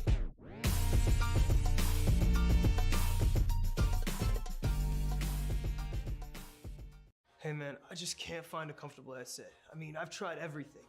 Literally everything. Sheesh, my brother. I got you. The HyperX Cloud 2 Wireless. Legendary comfort goes wireless. That is comfortable. Y'all think too small, I got big dreams. You just starting, I'm way ahead at the end scenes. Started reading and dodging all of the quick schemes. Money like your Spotify, boy, I got 10 streams. And I'm still looking for more. My people, they got a soar. I'm putting that on the Lord. Ain't accepting, ignore, just kicking down all the doors. Guarantee you, boy, if I ask for it, it's gotta be real big. I gotta make it just for my kids and for their kids' as kids. That's wealth years and years. Promise my brother soon as he out and finish this bid, we finna do it bigger than anybody ever did. The odds is real big. Jobs that's real big. Satan trying a little, my God is real big. Stayed up on the grind on the cars is real big. I gotta do it big, the only way that I can live. And I promise I'm trying to. Before you count me out, homie, let me remind you. They was blocking the shine, now I think it's my time to. Counting them dollar signs like lights, they'll blind you. Let me rewind to. Back when I was broken, I couldn't acquire 2 cents. And now I got 2 rents. They was sleeping on me, homie, must have got too big. Call my phone, I be like, who this? Damn right, hell yeah, I'm brand new. Smell like can too. I'm fresh forever like canned food. Try and tell me what I can't do. I wanna see the world, my vision on Shamu. That mean I got goals that's real big, foes that's real big. Y'all offer too little, sorry, my soul is real big. Coming into the ring with blows that's real big. I gotta do it big, that's the only way I can live.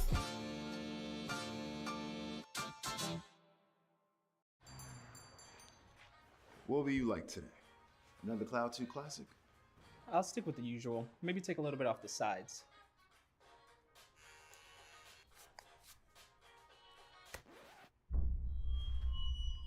Oh, that's fresh.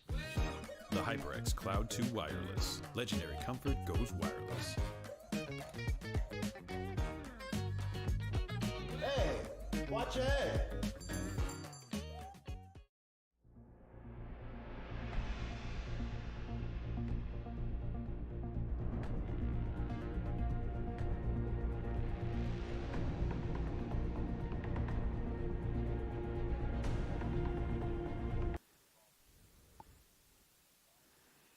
Hello, I'm here with, I'm sorry, Dryad, you look a little different.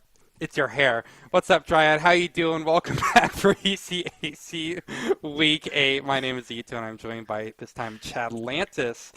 And we're not alone, actually. We have other people with us, hopefully emotionally, but as well as in person. Before we go ahead and maybe reduce some... First off, Chad, how you doing? And also, Juice, how you doing? I'll go first since you asked me order of events. I'm doing great. I got to observe that match, so I've been here the whole time, just low key. But Jews, I'll give it to you for a second. Well, kind of tired. You know, a 2-hour long game really hits you. Yeah, I think to say the very least, especially how it started out as well, and I think now's kind of the perfect time to ask.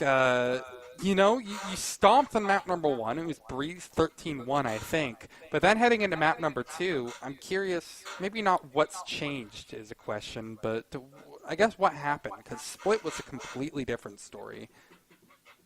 Well, for first off, in the map ban phase, they kind of banned one of our top 2 maps, being Fracture. So Fracture was already off the board, and before they take off Breeze, I wanted to get it, so we got Breeze first map. Split, it's more like we play all these unique maps that no team has ever played like well, and we do really well on it, but the basic maps like Split and Bind, we kind of have a little trouble here and there, especially with calls and making pushes. So it was a little tough on us, especially on trying to figure out a way out of certain situations, especially in like round 8 where we just continually lost trades around the board, and it was just tough on our team. Nah, I totally understand. Yeah. Oh. I was going to say, I think we have basically the same conclusion. Like, it was brutal, but I kind of wanted to, I guess, from there, ask what changed heading into map number 3 then, because Ascent was a lot more even, and obviously you guys were able to come out on top, so what happened from there? Well, so Ascent is like our 3rd pick, so once we found out that the 3rd map was Ascent, towards the end of the split, we started getting back into our mental. Like, although we were going to lose it, we didn't want to keep our spirits down. And then going into Ascent, we just popped off. We got, 2 rounds first, and then we kept it going. Some of the trades that we lost was because miscommunication. We gave up mid way too easily. And once we figured that out, it was just history from there. We ended up positive going into the next half. Yeah.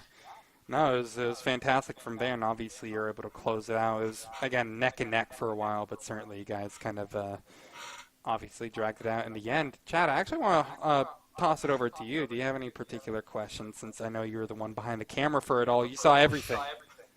Yeah, first of all, you guys had like 2 members coming straight home or something like right off of classes, and instantly like, coming to the matches cold and still winning the first map 13-1 is kind of nuts. So shouts to y'all for having that positive mental that you talked about. That's actually a big deal.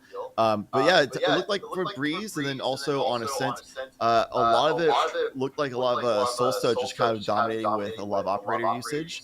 It seemed like you guys recognized that Long Island didn't really have a good way of controlling like smoke control, map control, things like that to shut down operator. And then y'all were just really good at just working longer angles, having the freedom of space in Ascent and Breeze. Is a lot of your game plan coming down to just a lot of having the room to work with for picks and playing off of that? Is the calls basically that, or is the call something else? Well, for Salsa, we've been playing for roughly more than a year now, almost. Oh, wow. And since we made it to playoffs last time with him on my original team, and since I've gotten used to him, how he plays, coming into this team, I let him do certain things like play Jet all the time. But that's because I can also build a team comp around him to where he has the open space for it. So like you said, we do play with a lot of open space. I like to keep anchors on certain sites, keep us spaced out so that we either have a chance to retake sites if it gets taken over, or we can just group up and hold a site together.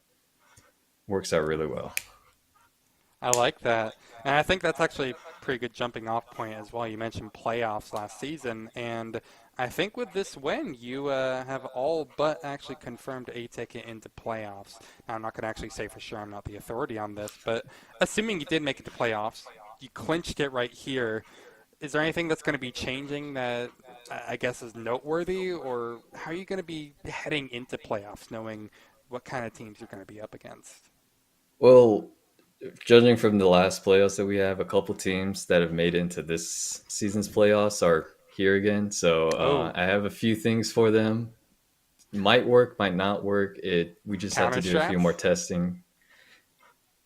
Let's go. Yeah. Sorry, no, I probably shouldn't have asked that. I know you're going to be bringing out, the neon comps or something. Who knows? Anything could happen.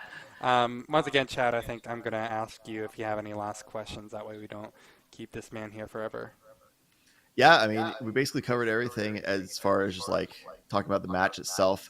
We can dive in like into the micro for forever, I'm sure. Yeah. But as far as everything at macro wise and general questions, thank you for coming on, Juice. And just want to leave the mic up to you for any closing statements to fans, viewers, friends, whoever it might be out there, opponents who might be tuning in. Well, we're completely different from last semester, I'm just saying. So you better watch out. Awesome. I love that so much. Thank you so much, Juice. Have a great rest of your day and get some sleep. After a 3-mapper, I think you certainly deserve it. Cool. And I think that closes us out for the night as well. Thank you so much again to Juice for being able to join us on the interview desk. And hey, thank you, Chad Lantis, as well as Dryad. I know you had to bounce, Dryad, but overall, it was a really fun night. And again, I think this series it delivered a lot more than what map looked like, or map 1 looked like, excuse me. It had a lot of fun substance to it.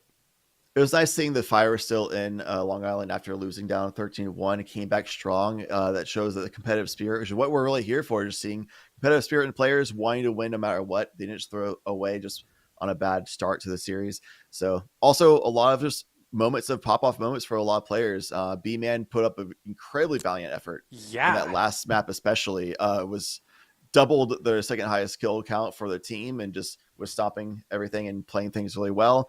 Basically like left alone to anchor on B site, and the rest of the team was figuring out elsewhere. So shouts to B-Man for sure, even though they don't get the win, at least they can feel good about the performance.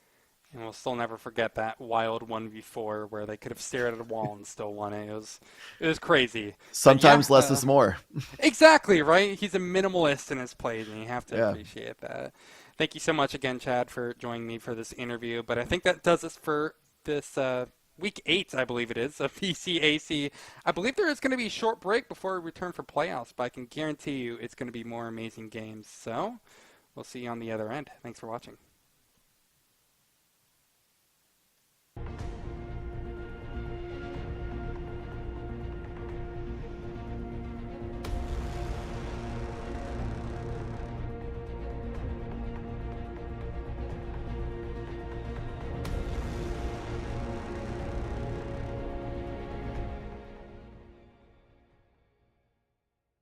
What sound experience would you like today? I'll have the fantasy pack. Good choice. And could you make it a Cloud 2 wireless? On his way, sir.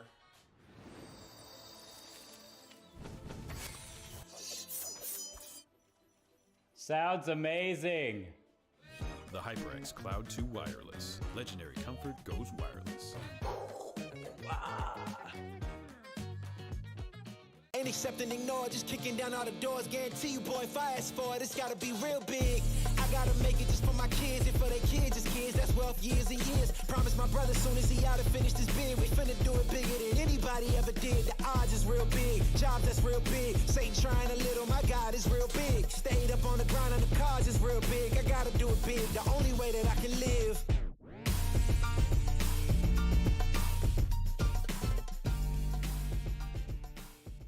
Hey man, I just can't find a comfortable headset. I mean, I've tried everything. Literally everything. Sheesh, my brother. I got you. The HyperX Cloud 2 Wireless. Legendary comfort goes wireless. That is comfortable. Y'all think too small, I got big dreams. You just starting, I'm way ahead at the end scenes. Started reading and dodging all of the quick schemes. Money like your Spotify, boy, I got 10 streams. And I'm still looking for more. My people, they got a soar, I'm putting that on the Lord. Ain't accept and ignore, just kicking down all the doors. Guarantee you, boy, if I ask for it, it's gotta be real big. I gotta make it just for my kids and for their kids' kids. That's wealth years and years. Promise my brother soon as he out and finished his bid, we finna do it bigger than anybody ever did. The odds is real big, jobs that's real big. Satan trying a little, my God is real big. Stayed up on the grind on the cars is real big. I gotta do it big, the only way that I can live. And I promise I'm trying to. Before you count me out, homie, let me remind you. They was blocking the shine, now I think it's my time to. Counting them dollar signs like lights, they'll blind you. Let me rewind to. Back when I was broke and I couldn't acquire 2 cents. And now I got 2 rents. They was sleeping on me, homie, must have got too big. Call my phone, I be like, who this? Damn right, hell yeah, I'm brand new. Smell like can too. I'm fresh forever like canned food. Try and tell me what I can't do. I wanna see the world, my vision on Shamu. That mean I got goals that's real big, foes that's real big. Y'all offer too little, sorry, my soul is real big. Coming into the ring with blows that's real big. I gotta do it big, that's the only way I can live.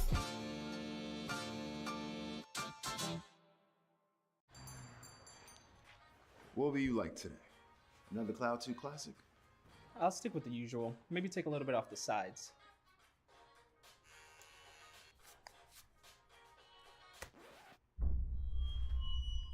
Oh, that's fresh. The HyperX Cloud 2 Wireless. Legendary comfort goes wireless.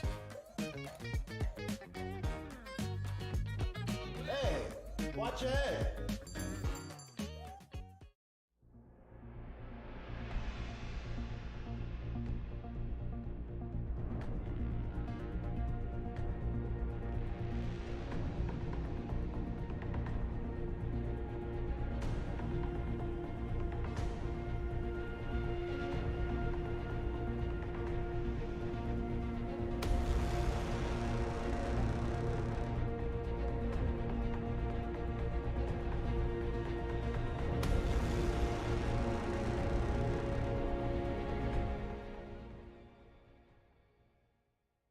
What sound experience would you like today?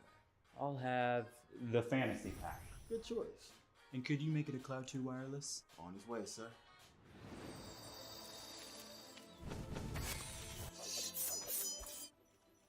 Sounds amazing. The HyperX Cloud 2 Wireless. Legendary comfort goes wireless. Ain't accept and ignore, just kicking down all the doors. Guarantee you, boy, if I ask for it, it's gotta be real big. I gotta make it just for my kids and for their kids' kids. That's wealth years and years. Promise my brother soon as he out and finished his bid, we finna do it bigger than anybody ever did. The odds is real big, jobs that's real big. Satan trying a little, my God is real big. Stayed up on the grind on the cars is real big. I gotta do it big, the only way that I can live.